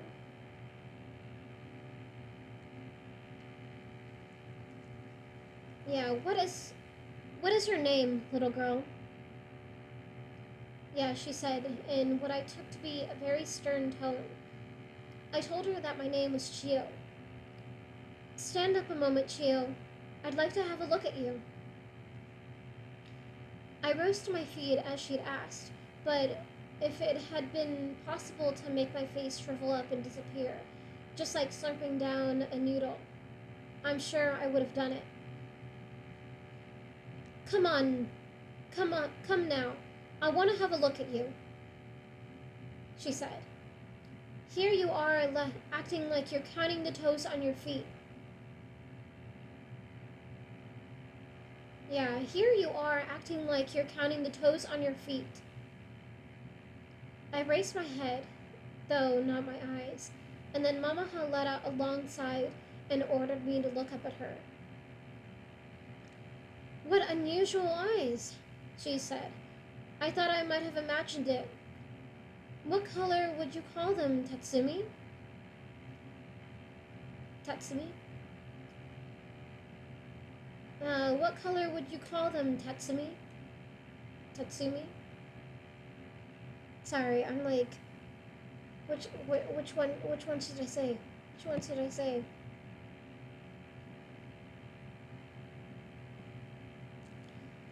But yeah, "What unusual eyes," she said.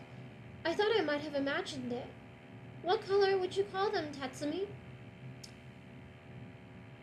Her maid came back into the entryway and took a look at me.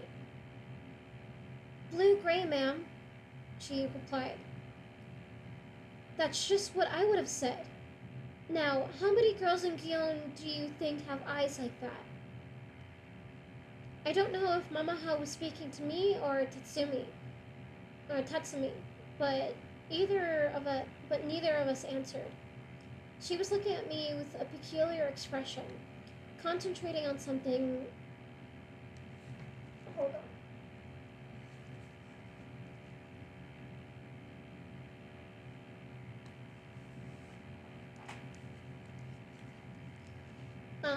She was looking at me with a peculiar expression, concentrating on something, it seemed to me. Then, to my great relief, she excused herself and left. Granny's funeral was held out a week later, on a morning chosen by a fortune teller. Afterward, we began putting the Okia back in order, but with several changes. Auntie moved downstairs into the room that had been Granny's, while Pumpkin, who was to begin her apprenticeship as a geisha before long, took the second floor room where Auntie had lived. In addition, 2 new maids arrived the following week, both of them middle-aged and very energetic. It may seem odd that Mother added maids, although the family was now fewer in number. But in fact, the Okia had always been understaffed because Granny couldn't tolerate crowding. The final change was that Pumpkin's chores were taken away from her. She was told instead to spend her time practicing the various arts she would depend upon as a geisha. Usually, girls weren't given so much opportunity for practice, but poor Pumpkin was a slow learner and needed the extra time if anyone ever did. I had difficulty watching her as she knelt on the wooden walkway every day and practiced her shamisen for hours, her tongue poking out the side of her mouth, like she was trying to lick her cheek clean. She gave me little smiles whenever our eyes met. Yeah, she gave me little smiles whenever our eyes met, but really, her disposition was as sweet and kind as could be. But already, I was finding it difficult to bear the burden of patience in my life, waiting for some tiny opening that might never come, and that would certainly be the only chance I'd ever get. Now I had to watch as the door, now I had to watch as the door of opportunity was held wide open for someone else. Some nights when I went to bed, I took the handkerchief the chairman had given me and lay on my futon.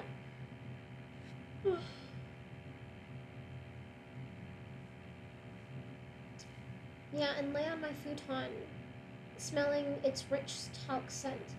I cleared my mind of everything but the image of him, and the feeling of warm sun on my face, and the hard stone wall where I'd sat that day when I met him.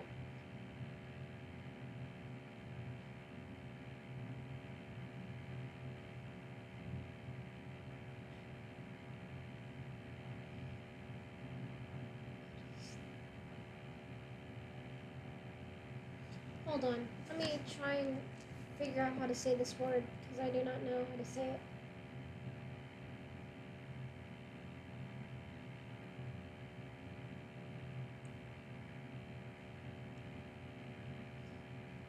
Or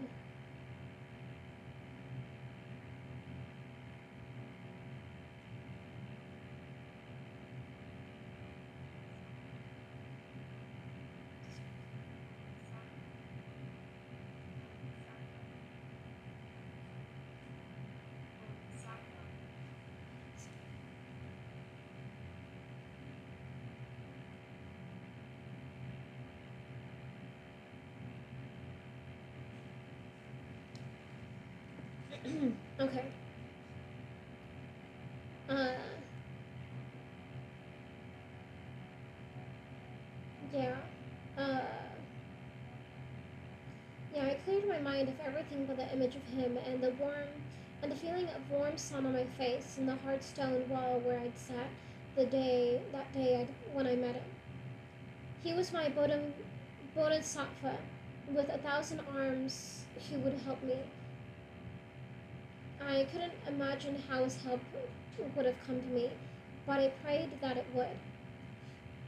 Toward the end of the first month after Granny's death, one of our new maids came to me one day to say I had a visitor at the door.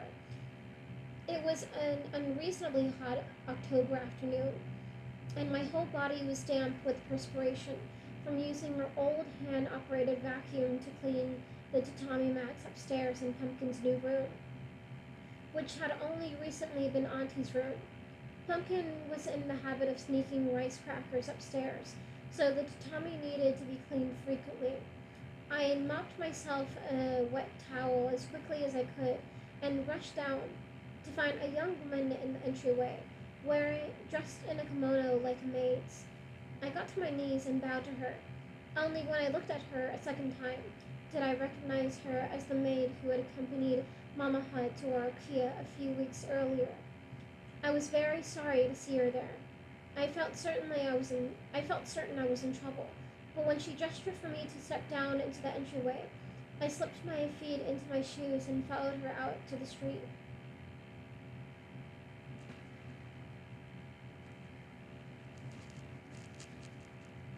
Are you sent on errands from time to time, Chio? She asked me. So much time had passed since I tried to run away that I was no longer confined to the Okia. I had no idea why she was asking, but I told her I was.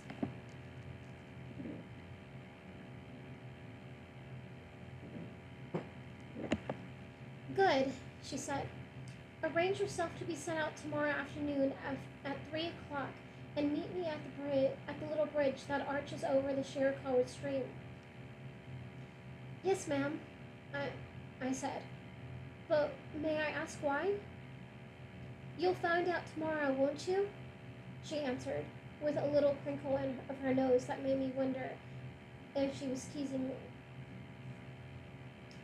I certainly wasn't pleased that Mamaha's maid wanted me to accompany her somewhere. Probably to Mamaha, I thought, to be scolded for what I'd done.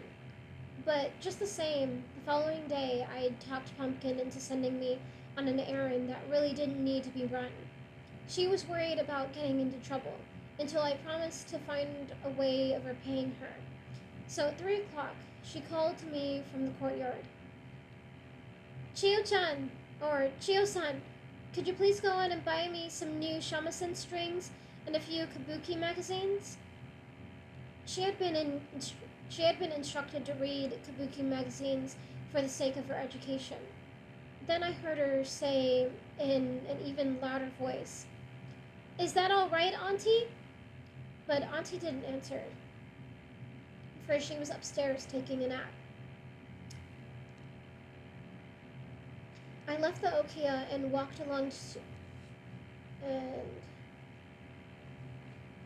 walked along the Shirakawa stream to the arched bridge leading to the Motoyoshi-cho section of Gion.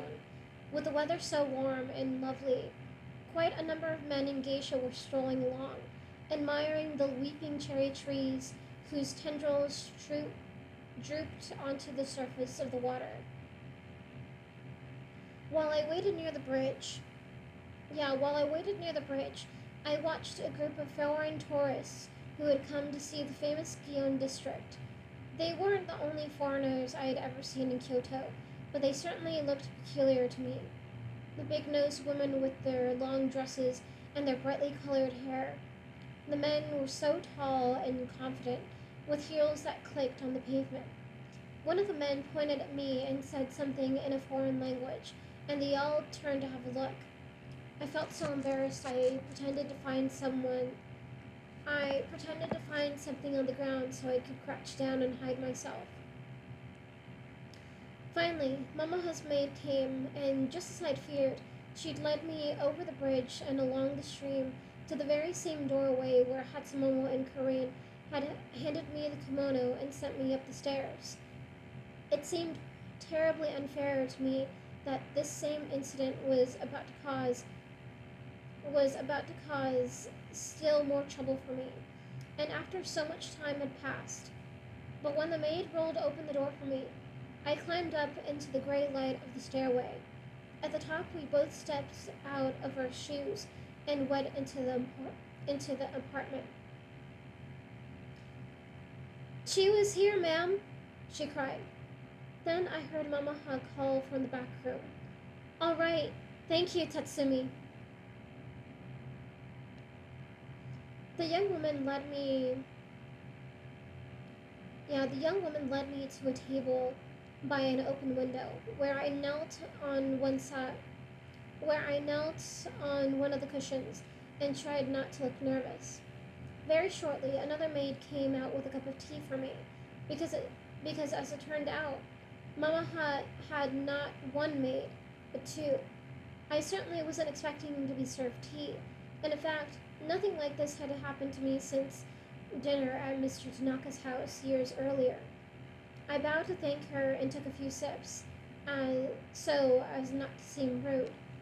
Afterward, I found myself sitting for a long while with nothing to do but listen to the sound of water passing over the knee-high cascade in the Shirakawa stream outside.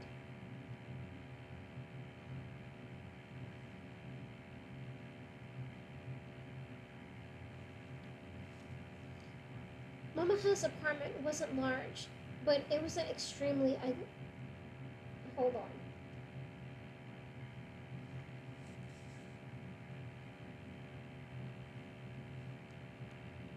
Hold on, I just need to do something again.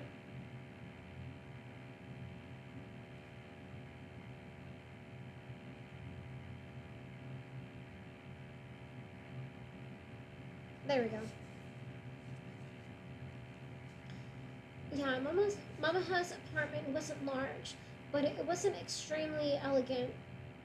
Oh wait, Mamaha's apartment wasn't large, but it was extremely elegant with beautiful tatami mats that were obviously new, for they had lovely low yellow-green sheen and smelled richly of straw. If you've ever looked closely enough at a tatami mat, you'd notice that the border around it is edged in fabric, usually just a strip of dark cotton or linen, but these were edged in a strip of silk with a pattern of green and gold. Not far away in an alcove hung a scroll written in a beautiful hand, which turned out to be a gift to Mamaha from the famous calligrapher Matsudaira Koichi. Beneath it, on the wood, beneath it, on the wooden base of the alcove, an arrangement of blossoming dogwood branches rose up out of a shallow dish that was irregular in shape with a cracked glaze of the deepest black. I found it very peculiar, but actually it had been presented to Mamaha by none other than Yoshida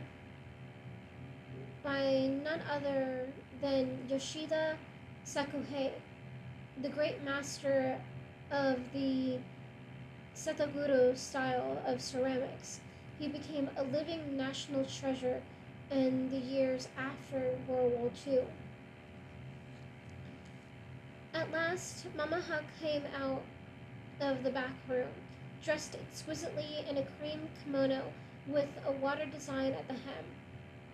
I returned and bowed very low on the mats while she drifted over to the table, and then she was there. And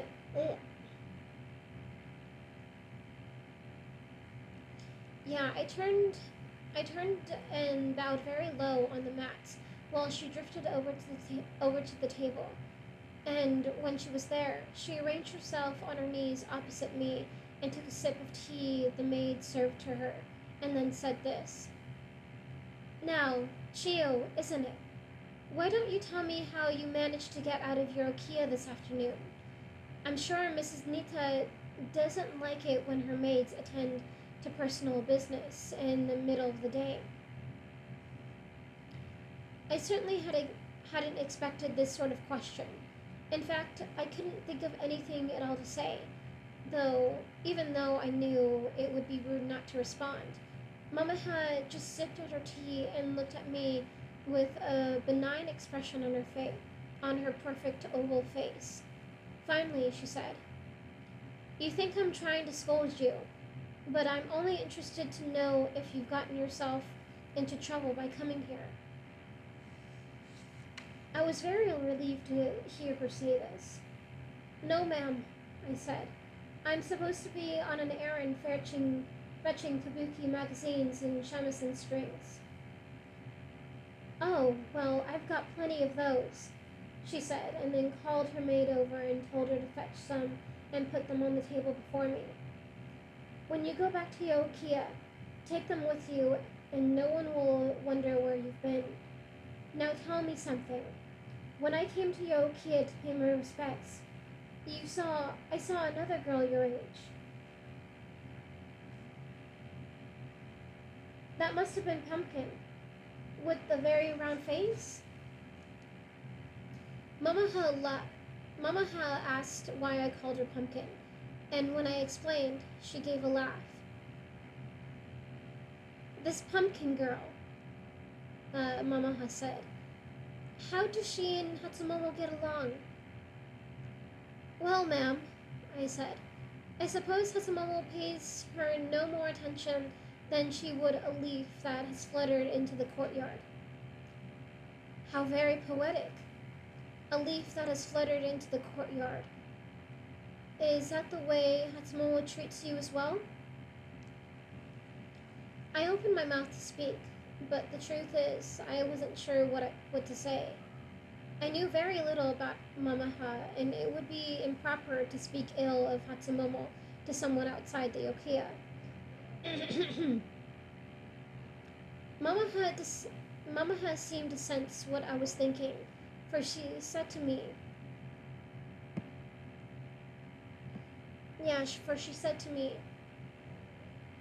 "You need an answer. I know perfectly well how Hatsumomo treats you. About like a serpent treats its next meal, I should think." "If I may ask, ma'am, who has told you?" "No one has told me," she said. "Hatsumomo and I have known each other since I was a girl of six, and she was 9. When you've watched a creature misbehaving itself over such a long period, there's no secret in knowing what it will do next. I don't know what I did to make her hate me so, I said. Hatsumomo is no harder to understand than a cat. A cat is happy so long as it's lying in the sun with no other cats around. But if it should think someone else is poking around, yeah, but if it should think someone else is poking around its meal dish, has anyone told you has anyone told you the story of how Hatsumomo drove young Hatsuoki out of Gion? I told her no one had. What an attractive girl Hatsuoki was, Mamaha began. And a dear friend of mine, and a very dear friend of mine. She and your Hatsumomo were sisters. That is to say, they were both trained by the same geisha. In this case, the great Tomihatsu. He was already an old woman at the time. Your Hatsumomo never liked young Hatsuoki, and when they both became apprentice geisha, she couldn't bear having her as a rival. So she began to spread a rumor around Gion that Hatsuoki had been caught in a public alleyway one night doing something very improper with a young policeman. Of course, there was no truth in it. If Hatsumomo had simply gone around telling the story, no one in Gion would have believed her. People knew how jealous she felt about Hatsuoki.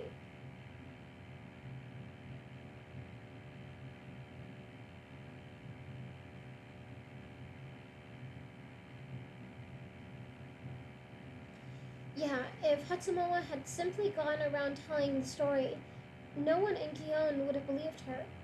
People knew how jealous she felt about Hatsuoki. So here's what she did. Whenever she came upon someone very drunk, a geisha or a maid or even a man visiting Gion, it didn't matter. She whispered the story about Hatsuoki in such a way that the next day the person who'd heard it didn't remember that Hatsumomo had been the source. Soon, poor Hatsuoki's reputation was so damaged, it was an easy matter for Hatsumomo to put a few more of her little tricks to use and drive her out. I felt a strange relief at hearing that someone besides me had been treated monstrously by Hatsumomo. She can't bear to have rivals, Mamaha went on. That's the reason she treats you as she does.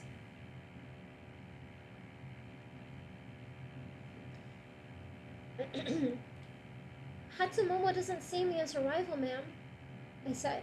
I'm no more a rival to her than a puddle is a rival to the ocean. Not in the tea houses of Gion, perhaps, but within your Okiya. Don't you find it odd that Mrs. Nita has never adopted Hatsumomo as her daughter? The Nita Okiya must be the wealthiest in Gion without an heir. By adopting Hatsumomo, not only would Mrs. Nita solve that problem,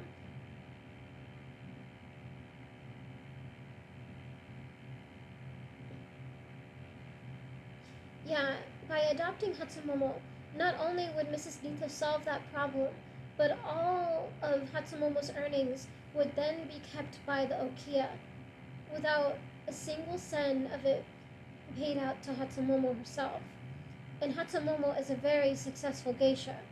You'd think of Mrs. Nita, who's as fond of money as anyone, would have adopted her a long time ago. She must have a good reason not to do so, don't you think? Don't you think? I'd certainly never thought of any of this before, but after listening to Mamaha, I felt certain I knew exactly what the reason was. Adopting Hatsumomo, I said, would be like releasing the tiger from its cage. Yeah, yeah, adopting Hatsumomo, I said, would be like releasing the tiger from its cage. It certainly would. I'm sure Mrs. Nita knows perfectly well what sort of adopted daughter Hatsumomo would turn out to be. The sort that finds a way to drive the mother out. In any case, Hatsumomo has no more patience than a child. I don't think she could keep even a cricket alive in a wicker cage. After a year or two, she'll probably sell the Okia's collection of kimono and retire. That, young Chio, is the reason Hatsumomo hates you so very much. The pumpkin girl, I don't imagine Hatsumomo feels too worried about.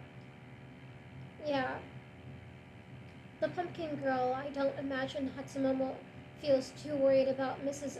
Nita adopting her.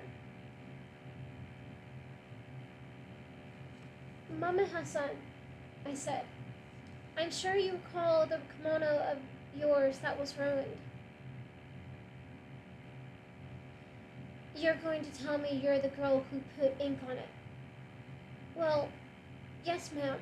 And even though I'm sure you know Hatsumomo was behind it, I do hope that someday I'll be able to show how sorry I am for what happened. Mama had gazed at me a long while. I had no notion what she was thinking until she said, You may apologize if you wish.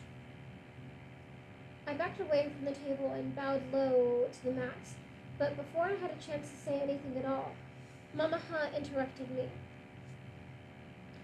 That would be a lovely bow, if only you were a farmer visiting Kyoto for the first time, she said. But since you want to appear cultivated, you must do it like this. Look at me. Move farther away from the table. All right. There you are on your knees. Now straighten out your arms and put your fingertips onto the mats in front of you. Just the tips of your fingers, not your whole hand. And you mustn't spread your fingers at all. You can still see space between them. Very well. Put them on the mats. Hands together. There. Now that looks lovely. Bow as low as you can, but keep your neck perfectly straight. Don't let your head drop that way. And for heaven's sake, don't put any weight onto your hands, or you'll look like a man. That's fine. Now you may try it again. So I bowed to her once more and told her again how deeply sorry I was for having played a role in ruining her beautiful kimono. It was a beautiful kimono, wasn't it? She said. Well, now we'll forget about it. Now we'll forget about it. I want to know why you're no longer training to be a geisha. Your teachers at the school tell me you were doing well right up until the moment you stopped taking lessons. You ought to be on your way to be a successful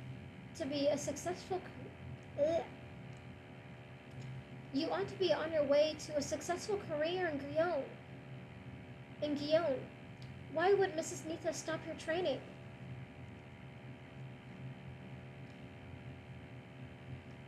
I told her about my debts, including the kimono and the brooch Hatsumomo had accused me of stealing. Even after I was finished, she went on looking coldly at me. Oh my god, hold on. Let me just adjust myself again. Because goddamn.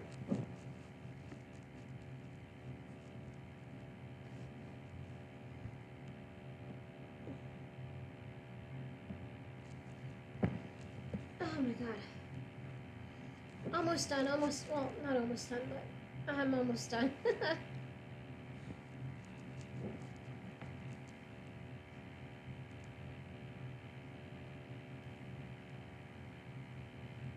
I told her about my debts, including the kimono and the brooch Hatsumomo had accused me of stealing. Even after I was finished, she went on looking coldly at me. Finally, she said, There's something you're not telling me. Considering your debts, I'd expect Mrs. Nita to feel more, only more determined to see you succeed as a geisha. You'll certainly never repay her by working as a maid. When I heard this, I must have lowered my eyes in shame without realizing it. In for an ins for in an in yeah for in an instant, Mamaha seemed able to read my very thoughts. You tried to run away, didn't you? Yes, ma'am, I said. I had a sister. We'd been separated, but we managed to find each other. We were supposed to meet on a certain night to run away together, but I fell off the roof and broke my arm. The roof? The roof! Let me say it again. The roof? You must be joking. Did you go up there to take a last look at Kyoto? I explained to her why I'd done it. I know it was foolish of me, I said afterward. Now Mother won't invest another cent in my training since she's afraid I may run away again. There's more to it than that. A girl who runs away makes the mistress of her Kia look bad. That's the way people think here in Guillaume. My goodness, she can't keep her own maids from wanting. Yeah, there's more to it than that. A girl who runs away makes the mistress of her Kia look bad.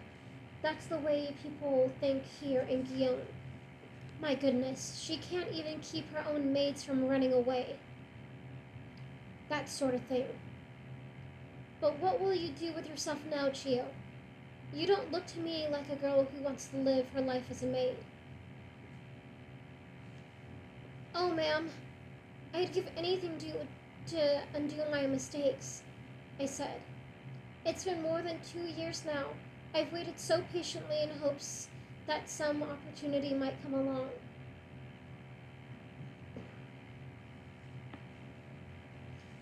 Waiting patiently doesn't suit you. I can see you have a great deal of water in your personality. Water never waits. It changes shape and flows around things and finds the secret paths no one else has thought about. The tiny hole through the roof or the bottom of a box. There's no doubt in its most versatile. Let me say it again. There's no doubt it's the most versatile of the 5 elements. It can wash away earth. It can put out fire. It can wear a piece of metal down and sweep it away. Even wood, which is its natural complement, can't survive without being nurtured by water. And yet, you haven't drawn on those strengths in living your life, have you? Well, actually, ma'am, water flowing was what gave me the idea of escaping over the roof. I'm sure you're a clever girl, Chio, but I don't think that was your cleverest moment. Most of us with water in our personalities don't pick where we'll flow to. All we can do is flow where the landscape of our lives carries us. I suppose I'm like a river that has come against a dam, and that dam is Hatsumomo. Yes, probably that's true, she said, looking at me calmly. But rivers sometimes wash dams away. From the moment of my arrival in her apartment, I'd been wondering why Mama had summoned me. I'd already decided that it had nothing to do with the kimono. But it wasn't until now that my eyes finally opened to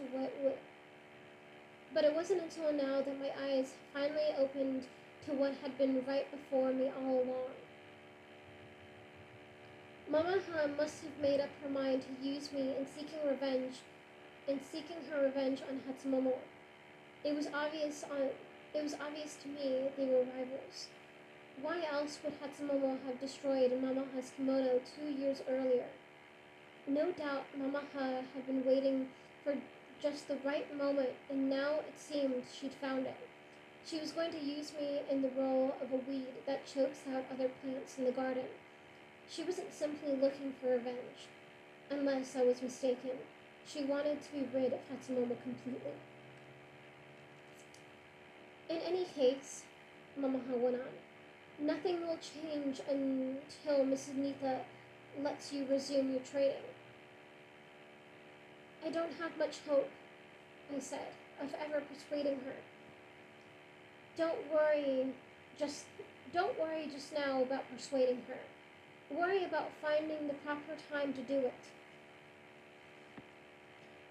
I'd certainly learned a great I'd certainly learned a great many lessons from life already, but I knew nothing at all about patience, not even enough to understand what Mama had meant about finding the proper time. I told her that if she could manage I told her that if she could suggest what I ought to say, I would be eager to speak with Mother tomorrow. Now Chio, stumbling upon now Chio, stumbling along in life is a poor way to proceed. You must learn to you must learn how to find the time and place for things. A mouse who wishes to fool the cat simply doesn't simply scamper out of its hole when it feels the slightest urge. Don't you know how to check your almanac? I don't know if you've ever seen an almanac. To open one and flip through the pages, you'd find it crammed with the most complicated charts and obscure characters.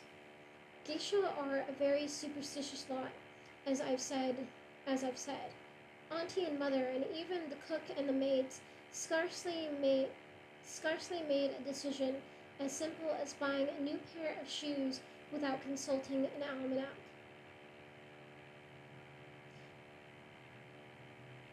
But I've never checked one in my life. It's no wonder all the misfortunes you've experienced, Mama had told me. Do you mean to say that you tried to run away without checking if the day was auspicious? I told her my sister had made the decision when we would leave. Mamaha wanted to know if I could remember the date, which I managed to do after looking at a calendar with her. It had been last Tuesday of October 1929. Only a few months after Satsu and I were taken from our home. Mamaha told her maid to bring an almanac for that year, and then after asking my sign, the year of the monkey, she spent some time checking and cross-checking various charts, as well as a page that gave my general outlook for the month. Finally, she read aloud. A most inauspicious time. Needles, unusual foods, and travel must be avoided at all costs. Yeah, she didn't check her fortune. Nope. Yeah, she didn't check her chart, her astrology chart.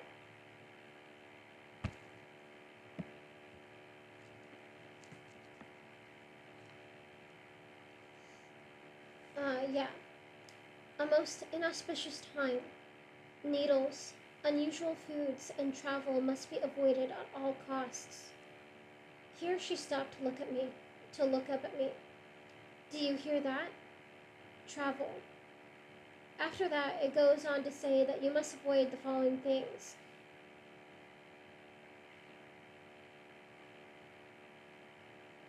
Yeah, do you hear that? Travel. After that, it goes on to say that you must avoid the following things. Let's see. Bathing during the hour of the rooster, acquiring new clothes, embarking on new enterprises, and listen to this one, changing residences. Here, Mamaha closed the book and peered at me. Were you careful about any of those things? Many people have doubts about this sort of fortune telling, but any doubts you might have would have certainly have been swept away if you'd been there to see what happened next. Mamaha asked my sister's sign and looked up. Yeah, Mamaha asked my sister sign and looked up the same information about her. Well, she said after looking at it for a while. It reads, an auspicious day for small changes. Perhaps not the best day for something as ambitious as running away, but certainly better than the other days that week or the next. And then came the surprising thing. It goes on to say, a good day for travel in the direction of the sheep. Mamaha read, and Mamaha read, and when she brought out a map and found Yorido, it lay on the northeast. It lay on the northeast of Kyoto, which was indeed the direction corresponding to the zodiac sign of the sheep. Satsu had checked her almanac. That was probably what she'd done when she left me there in the room under the stairwell at the Tetsuyu for a few minutes, and she'd certainly been right to do it. She had escaped, while I hadn't. This was the moment I began to understand how unaware I'd been, not only in planning to run away, but in everything. I'd never understood how closely things are connected to one another, and it isn't just the zodiac I'm talking about. We human beings are only a part of something very much larger.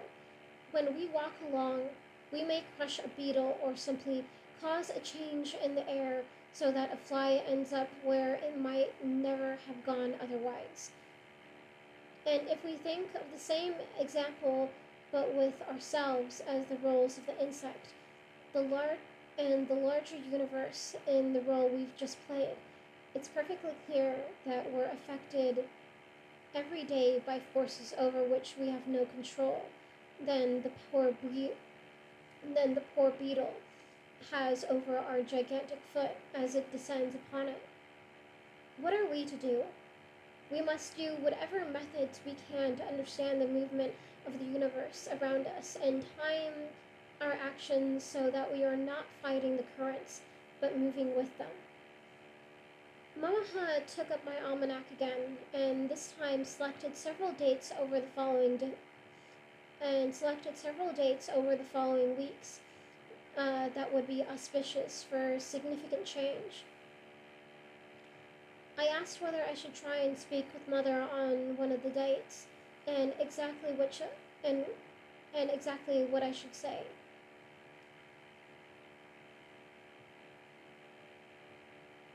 It isn't my intention that you speak with Mrs. Nita yourself, she said. She'll turn you down in an instant. If I were her, so would I. As far as she knows, there's no one in Gion willing to be your older sister. I was very sorry to hear her say this. In any case, Mama Hassan, what should I do? You should go back to your Okiya Chiyo-chan. Yeah, you should go back to your Okiya Chiyo, she said, and mention to no one that you've spoken with me. After this, she gave me a look that meant I should bow and excuse myself right then, which I did. I was so flustered I left without the kabuki magazines and shamisen strings Mama had given me. Her maid had come running down the street with them.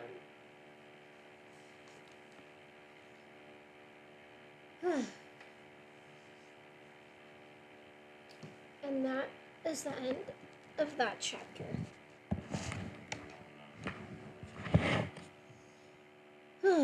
Thank you so much for listening.